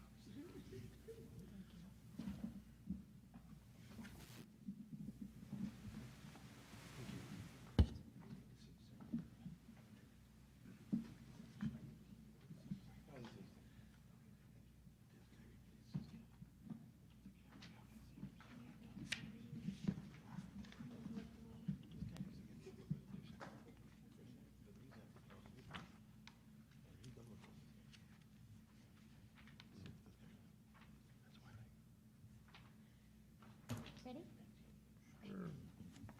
Let's get started. Okay. Good evening, Mayor Sepulveda and distinguished city commissioners. Good evening, City Manager Gonzalez. I want to introduce myself. My name is Shauna Robinson. I am the Vice President at Barrett Insurance. I have with me today Pierre Newkirk. Hola, buenas tardes. Gracias por dejarnos entrar y darles a ustedes nuestra presentación. I I have with me Dan Barrett, the CEO of Barrett Insurance, as well as Art Reyna, who is our consultant and works with us as well. Thank you very much for inviting us to present to you this evening why we believe we would be the best choice for consultant for the city of Harlingen. Let's see, let me go get my clicker here.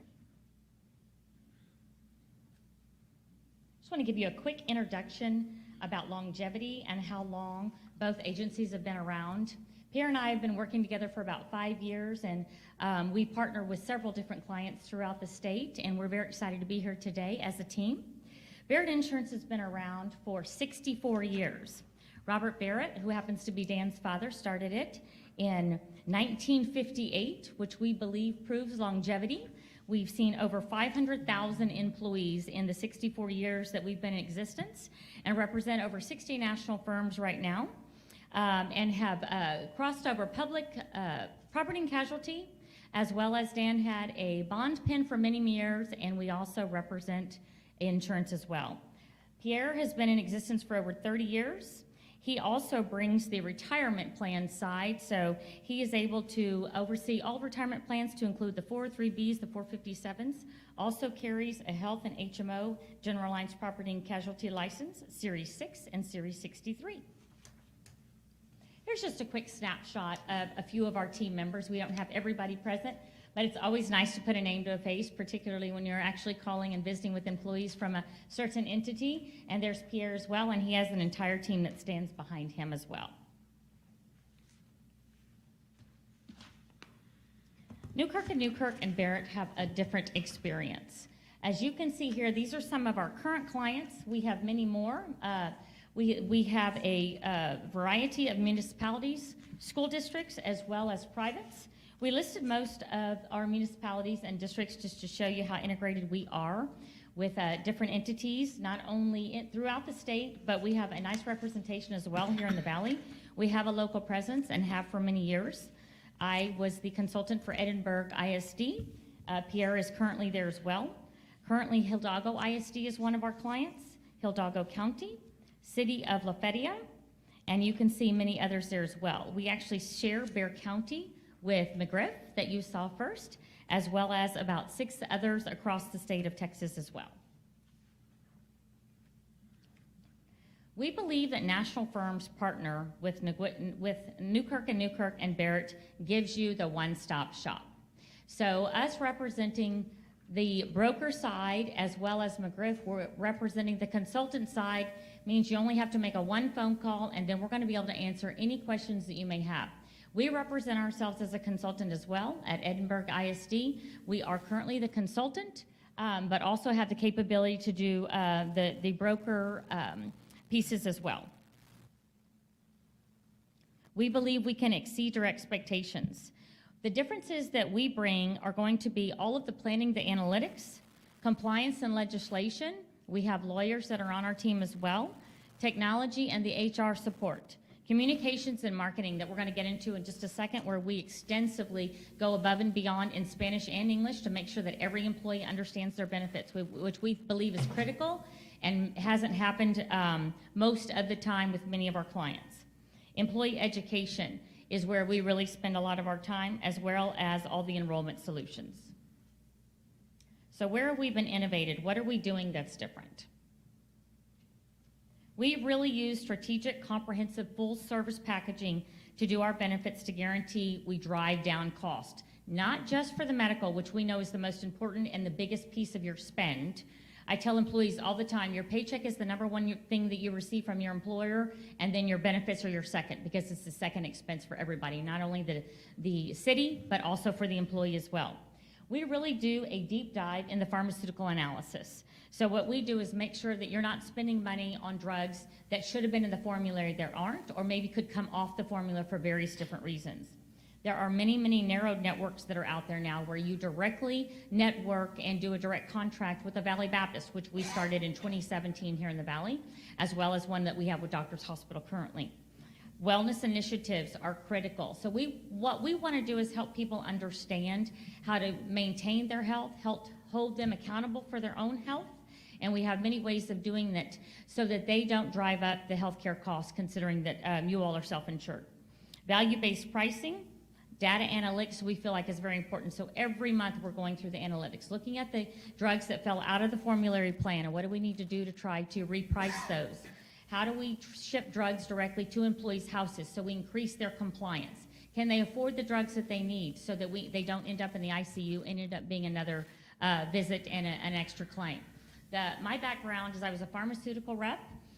Then I worked for a hospital system. I worked for Baptist in San Antonio and oversaw the state for 5 years, for 15 years, and then joined Dan about 5 years ago. So the nice part about that is I've sort of gotten to be part of all of the different pieces that we need to be able to have a really robust medical plan and also know exactly how to drive down those costs and how to maintain them and then how to negotiate with the hospitals. We do on-site and near-site clinics, absolute game changers. You all aren't a large group, but a near-site clinic would be an absolute game changer, not only for your employees, but for your healthcare costs as well. Proprietary benefits, and then auditing current benefits to locate any buried unnecessary cost. Narrow networks we just touched on. Currently, Aetna, United, and Cigna all have narrow networks. Blue Cross Blue Shield is in the process of working on one as well. As flipping through the information that you all sent, I know that you're with United. It looks like you have, I'm going to go ahead and call it an HMO. I know they call it an EPO throughout the paperwork that they sent, but you do have to have a referral to go see your family practice and most other specialties, and you didn't have any out-of-network charges. So that is certainly on the road to some kind of a narrow network and then direct networking with different agencies and different hospital systems here throughout the valley. Direct contracting, another way to really save money. Like I said, we completed one in Valley Baptist in 2017, as well as we have that same system in San Antonio and El Paso, and have been able to save many entities a great deal of money. SAISD is one of our clients. We've been able to save them over $2 million just by directly contracting with Baptist. So those employees that choose to go to Baptist have a lower copay, they have a lower deductible, as well as they're seen for free by all of the primary care doctors if they choose to go to one of their doctors that are in the network with the Baptist system in San Antonio, and their pediatricians are free. Their copays are less if they go see one of the specialists that are in the network, and then, like I said, don't have those copays in the hospital. So it really helps drive people to Baptist, where we get lower negotiated rates because of the contracting that we did in 2017. We also are firm believers in wellness. That was the last thing that I did at Baptist before I left. It's a true game changer, and it's just really holding people accountable for their own health. That's not something that everybody likes to hear, but basically it's just helping people understand this is their plan and it's the city's plan. And when you abuse the plan, it costs everybody money. We were enrolling Hidalgo last week, and the superintendent stood up and said it best. He made the comment that if we abuse the system and we abuse our employee plan, then everybody pays the next year. And what he meant by that is we do a deep education on why you don't go to freestanding emergency rooms. So a freestanding emergency room is out of network. So it's education. And when people understand that, and when you educate them what we mean by that and why it's different and why they're not part of the network, then people choose to go elsewhere. I always tell everybody, if you go to a freestanding, you're not connected to a hospital. If you're not connected to a hospital and you need a higher level of care, they're going to have to give you an ambulance ride over to a hospital that can provide that higher level of care. You've now increased your expenses right there at the freestanding. They're not going to be a network, so you're going to get a free, an extra copay for any lab work, any imaging, the doctor that saw you, a facility fee, and now an ambulance fee on top of that. So it's really education, and that's what our entire team really does different, and where we've spent a lot of our time is creating those pieces, and then over and over and over again through some of the social media things that we've invested in, continue to share those messages. We also believe in helping with smoking cessation classes. We know that 3/4 of people that smoke or use any kind of tobacco products end up having a higher level of care, whether it be COPD, whether they end up with congestive heart failure, whether they ended up with diabetes, or they end up with cancer. Those are all smoking related. So we just want to help people if they want to quit smoking. We want to be able to offer that assistance. We do biometric screenings. We bring in whatever medical group it is and do those at no cost whatsoever to the city. It's amazing to me when you do a biometric screening, which is pricking somebody's finger to do a blood draw, so you get a cholesterol check as well as a blood sugar check, and then do a blood pressure, how many people fall out of range that we're driving to the hospital. But the exciting thing about that, and I'm an insurance nerd, the exciting thing about making that drive to the hospital is we just prevented somebody from not only being an ICU visit on your plan. I always tell everybody it's the most expensive bed you'll ever lay in. It costs you $12,000 on your plan. So let's avoid those, help people get the need and the care that maybe they didn't know that they needed, as well as be able to afford the medication so that we can keep them from being that next ICU visit. I always say, oh, there's my 10 minutes. So I'll just continue to rush through this really quickly. Nearsighted clinics really make the difference for that. And we take that on ourselves, and then we end up creating those relationships so that all of your employees can go to a nearsighted clinic that's near one of the facilities where they work, and then we end up getting those copays at $0 and make them priority so they're seen faster. What we find is 60% of employees don't have a family practice doctor. That's what's driving up your medical cost as well. We know that we need to be able to educate, and we need to be able to maintain problem diseases. We all know that diabetes is a big issue for us across the state of Texas. My daughter's a diabetic, so I can say that with a great confidence, and I know what those medications and all those pieces cost. Educating employees, helping them really understand how to manage their plan and how to stay within network. Pharmacy management is another way. We use all kind of different entities to be able to deliver your meds to your home, reduce your copay, hopefully bring it to zero, take them off the plan through manufacturing coupons so that we're able to reduce your overall plan and your overall spend for the next year. What we also find is when we can deliver medicines to people's homes, they become much more compliant, and once again, keeping them out of the emergency room and keeping them out of the ICU. Possible recommendations, things that we recommend, particularly after going through all the benefits that you have. The Wellvana difference is something that we recommend. Basically, that's just having a clinical care management team that helps partner people that don't have a primary care home and helps them find a primary care home, gets them in, gets their appointment, reminds them of it, as well as those that do have their own primary care. Make sure that they do that annual physical every year. They do their colonoscopy. We want to try to prevent those things that aren't necessary. We believe in tele-mental health. With all of our clients, we add that at a very low copay because we know what we're dealing with right now across the nation. Not only do we not have enough mental providers, it takes forever, 6 to 8 months to be able to see somebody. We forget what all mental health includes. My son's on Vyvanse. That's a med for ADHD, and without it, he doesn't pass college. So it's as simple as that, all the way to somebody that maybe is considering suicide or maybe needs drugs for anxiety, or they have something larger or schizophrenia where they actually need that drug to be able to survive and go to work every day. The difference that we bring is going to be every employee we sit with.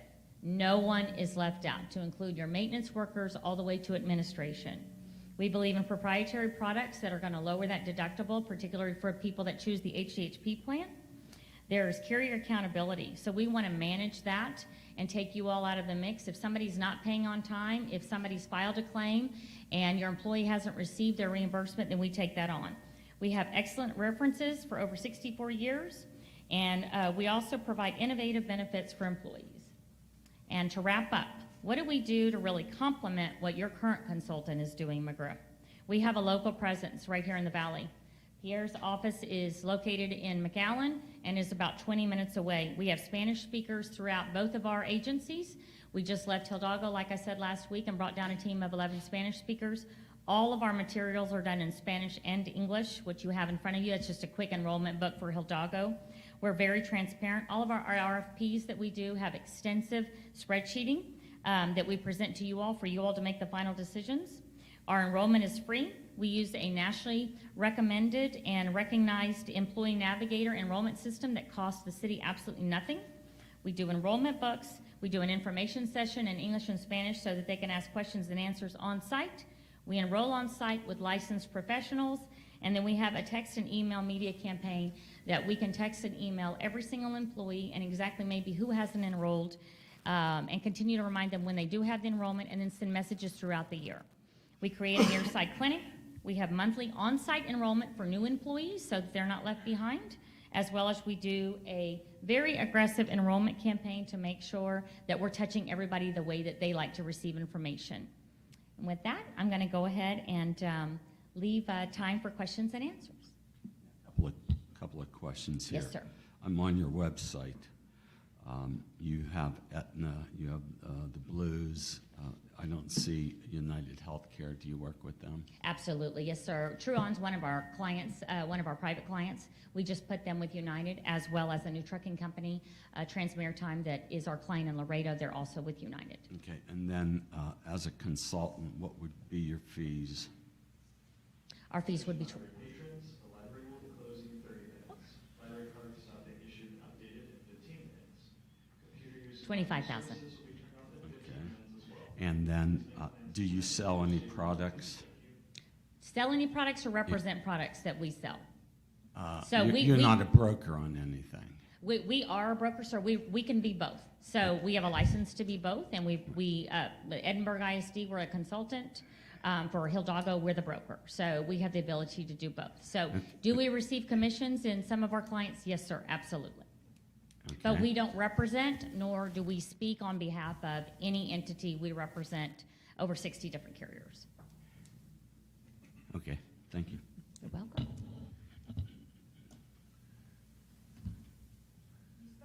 Fast for I'm me, sorry. so, and it's okay. I was worried about the 10 minutes. It's okay. Tell me about, you said you would create a near-site clinic. Yes, ma'am. Can you expand on that? Yes, ma'am. So what we've done for Southwest ISD, they're a little bit larger than you all, but didn't want to invest in an on-site clinic. So we have a lot of clients that actually have an on-site clinic. So we went out to, first of all, we did a giant map. We did a zip code analysis to find out exactly where were the pockets of where the employees lived. And then we targeted those exact zip codes where we had at least 50 employees or more. And we can drill that down to 25 if that makes sense for your size. And then took a spreadsheet of all the doctors, family practice that were in those areas. And then I personally called the ones that were inside of the network, and then did an actual face visit with those physicians and their staff, typically their office manager, to see if they would be willing to negotiate some kind of nearsighted clinic where you all become priority for them daily, or they leave several spots open for your employees to be able to be seen throughout the day. As well as they have a negotiated rate to be seen there. It's either a $0 copay or a $5 copay. And since you're self-insured, we can negotiate that on the other side. And then that way it just gives you all priority. What we find, the number one reason that people go to a doctor's convenience, it's not their pocketbook. We all think that it's if I've got a $25 copay or if I've got a $5 copay, I'm going to choose to go there, I'm going to go the other side of town. It's not. It's where it's convenient for me or for my family.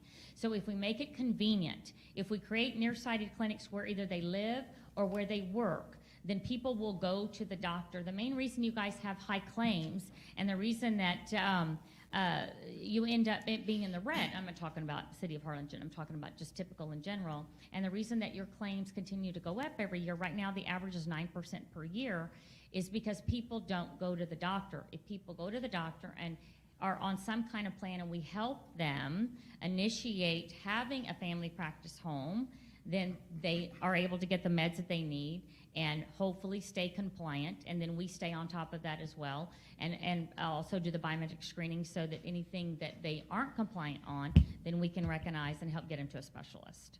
So, ma'am, I'm sorry, I want to make sure I understood that correctly. Are you saying that if the employees go to the doctor more or as needed, that it actually reduces the cost of the insurance? It actually does, and I'll tell you why. Because you're not going to have emergency room visits and you're not going to have ICU visits. Let me give you a perfect example. The Center for Healthcare Services, he happens to be the chairman for in San Antonio.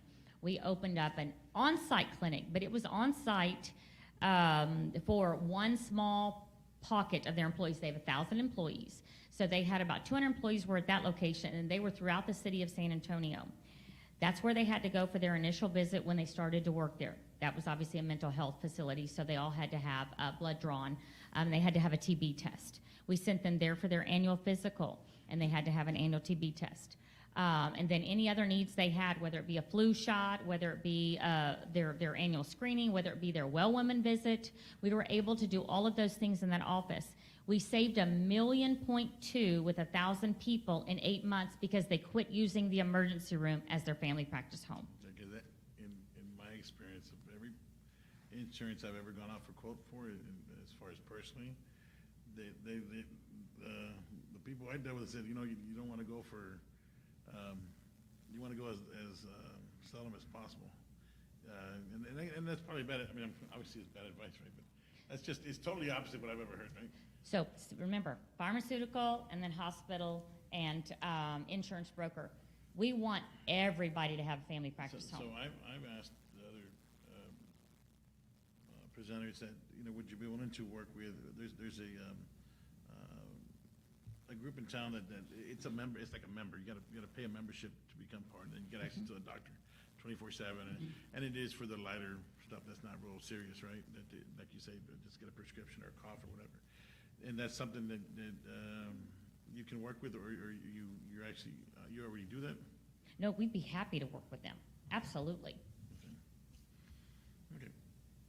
That's all the question I have. Yeah, we want to keep you out of the emergency room. We want to keep you out of the ICU.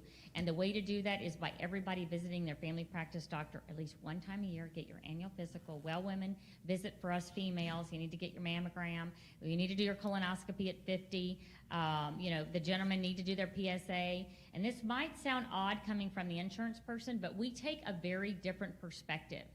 We take the holistic perspective with every single employee.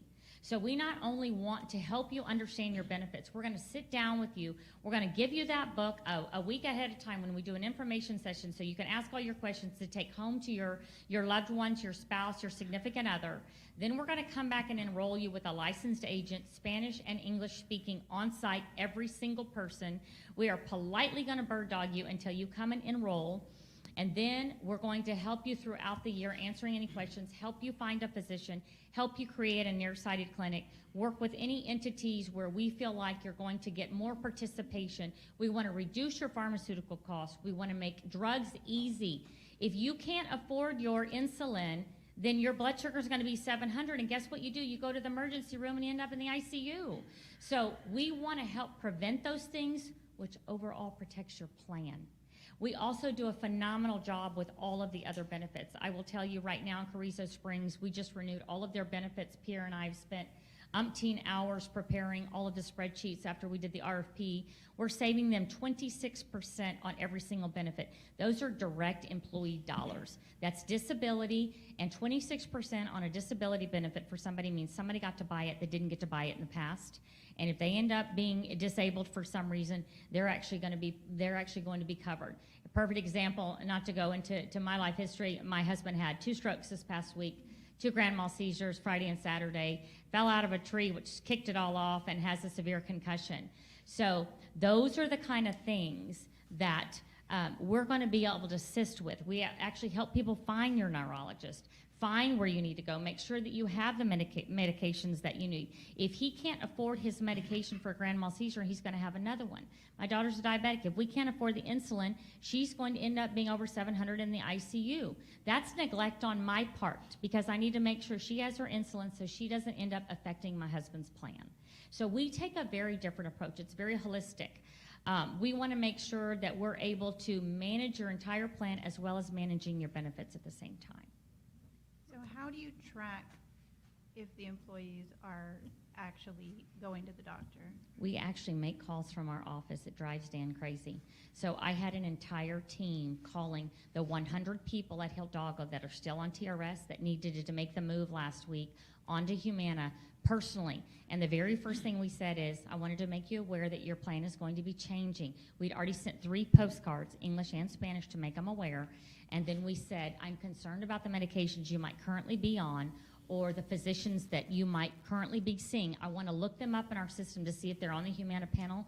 And if they're not, we're going to go ahead and proactively ask Humana to add them to their plan since we have 90 days before you all roll over September 1. So we actually made calls. We have a system in our office that we invested in 3 years ago. We can text every single employee as many times as we want. So we do a text campaign and we also do an email campaign. We can do that through the same mechanism. So we create an email. We do a Facebook birthday invitation. So you get this thing that pops up for those Facebook users that say, oh, it's your time to enroll, blah, blah, blah, or it's your time to go to the doctor, or it's your time to go grab a friend and do a mammogram. It's, the month of October. But we are able to track those. And then once you say, yes, I've been to my doctor, then we check it off and then we set a ticker for the following year to give you that reminder. But how do you follow up if they actually went to the I'm going to be honest with you. We have, Wellvana is our case management team that we integrate, and they do all of that on the backside for us. That isn't something that our team currently takes on, if that's something that you all are interested in. Does that not break any HIPAA laws or anything like that? for Oh, the- no, sir. No, sir. There's no. We have a non-disclosure with all of our clients so that we get that information back and forth. So there's no HIPAA violation whatsoever. What's the largest city you service here in the valley? Edinburgh is 4,000. It's not a city. La Feria, you have La Feria. And you also have Harlan. Yeah, that's right. Which is town, I'm sorry? Hidalgo County. Hidalgo County. And how many employees? 4,700.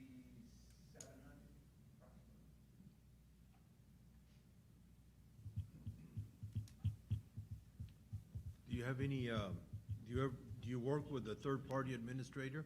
Yes, sir. We work with many. There's probably 20 that we meet with, I would say, on an annual basis. We work with ABA currently. We work with Cap Trust. We work with Healthcare Highways. We work with Optum's Pharmaceutical. UMR, Meritain. Who am I forgetting? Well, then the Bucas, Mhm. Blue Cross, United, ABA, United, Aetna, of course, Humana, Cigna. We can work with The- any of the That- different is TPAs. that, are those third-party administrators? Yes, sir. They're they are third-party administrators, but as, you look at them as a national insurance company, but they are, and they can operate as only claims payer. Or, they can operate as only, rental of their network. United has a network that they use that ABA, the third-party administrator, administers for them.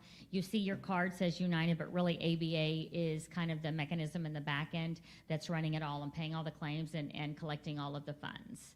And they run it, so it just, we work with many of them. We have throughout the years. Do you work with Allied States Cooperative? Yes, sir. What about Choice Partners? Choice Partners. I don't know that one, but it doesn't mean that we can't work with them. Okay. I know I had something else.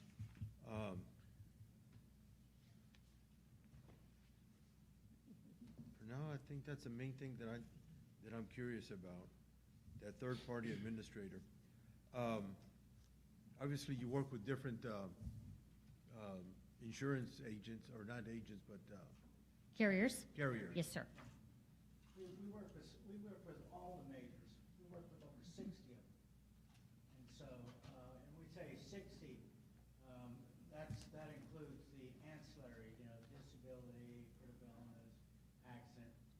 But we probably have,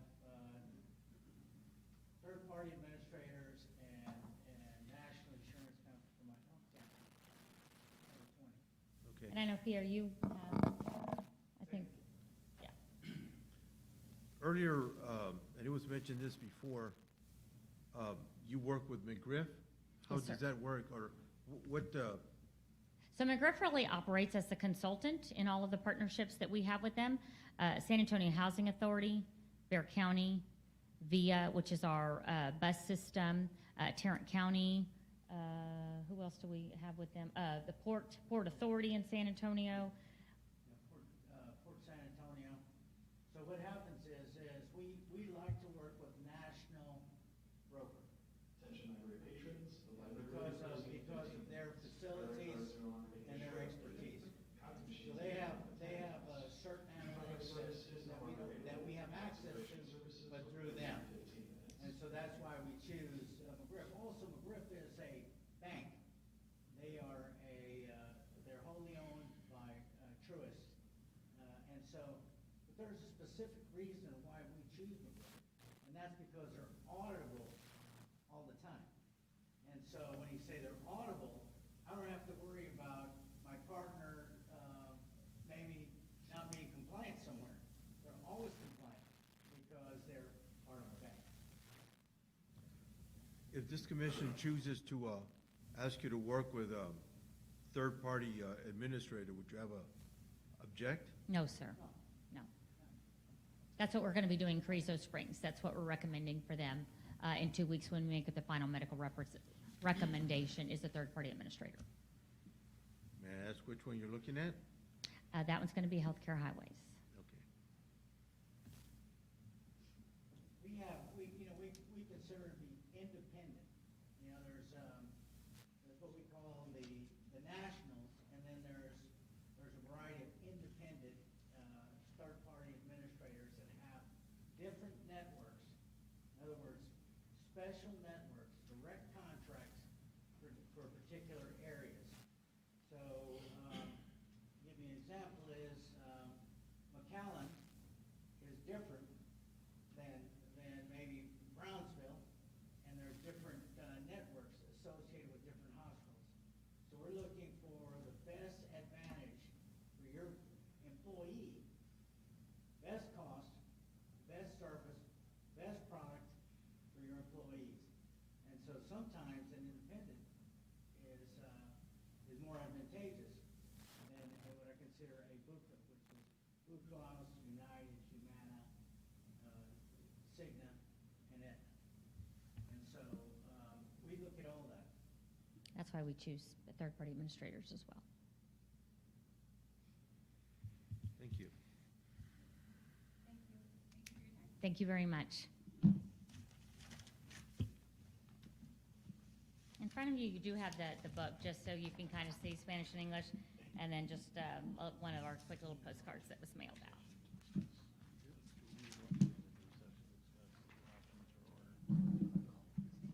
We appreciate the invitation. Thank you. Thank you. Thank you.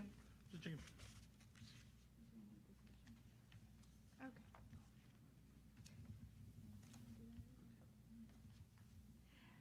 At this time, one is removed from the table. Item number 2, consideration and possible action to select a consultant and to authorize the city manager to negotiate a contract with the recommended firm. So moved. Second. You have a motion? I'm sorry. All those in favor say aye. Aye. Aye. Opposed? Motion carries. Mayor, members of the Commission, we've heard from 4 different consulting firms. We're now asking the Commission to rank the top firm and perhaps the second, that, and then authorize me to negotiate a contract, although we have heard what some of the rates are. The only question now is which consulting firm the Commission wants. Well, can I speak to the gentleman that presented? He's here, right? The employee that was presenting, oh, there you are. I had a question. This goes back to my original question, why? So going back to the ranking process, again, you know, to see the numbers of 95, 82, 92, and 80, how is it that, where is Barrett on that? Where is Barrett on the scoring system? I don't think I got the. It's at 82.25. Barrett? Yeah. And then you had Valley Risk at 80. 81.25. Right, and so was cost not a consideration in when everybody else is bidding $40,000 and $30-something thousand? When what we advertised was an RFQ, which are qualifications. It's not an RFP. So costs are not taken into consideration at this point. But should it be? Not an RFQ, Commissioner. We didn't ask for any No, fees. but no, that's what I'm saying, going forward, to not have that, because to me, that's one of the most important components of the thing. It is, and that's why you would authorize the city manager to negotiate with the consulting firm. In this case, since they presented to the council, we're at liberty to ask what they would charge, and we did. So we got a pretty good range of what each firm would charge.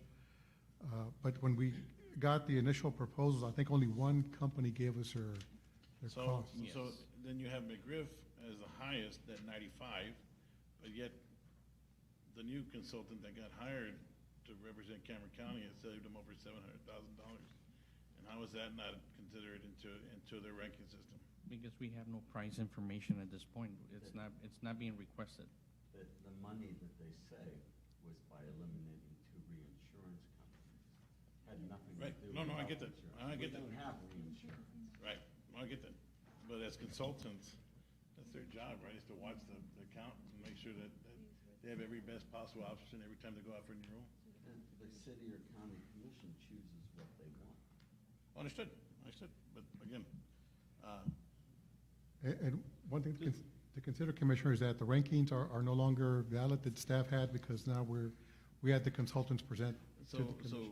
so it goes back to the procurement process of what I'd like to see, make sure that we work on that. We have a more stable way of looking at things, more concrete, factual, not subjective, however that, you got one of them that got dinged right off the bat, that no matter what they did on the RFP, Sure. they weren't gonna be considered in the game. I've been in longer meetings. So I appreciate the presentation stuff, so now I have a more better idea of how I wanna vote. Thank you, Commissioner. We are going to have to wrap it up here in a minute because The library is closing down. But I do agree, I will just comment really quickly, I agree with Commissioner Uribe. It was really insightful to hear all of the presentations. Knowing the evaluation from each of the people that ranked here and the 4 categories, myself, I don't agree with a lot of these numbers, so it was helpful, and hopefully the commission can come up with at least two, so that way Mr. Gonzalez here can negotiate. So Gabe, do you want us to email you? No, I'd like to have a motion made today. Right here? Yes, sir. Right now? Right now, Okay. yes.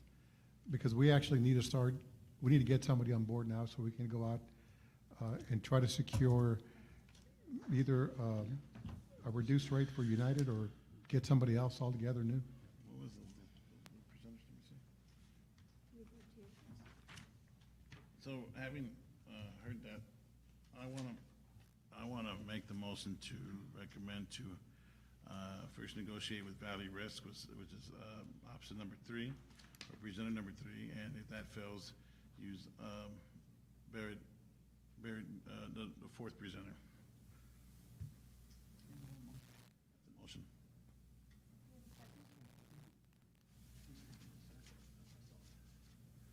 No. Survey of us all? No, I just need a motion to be Oh, made. So we have a motion, a second.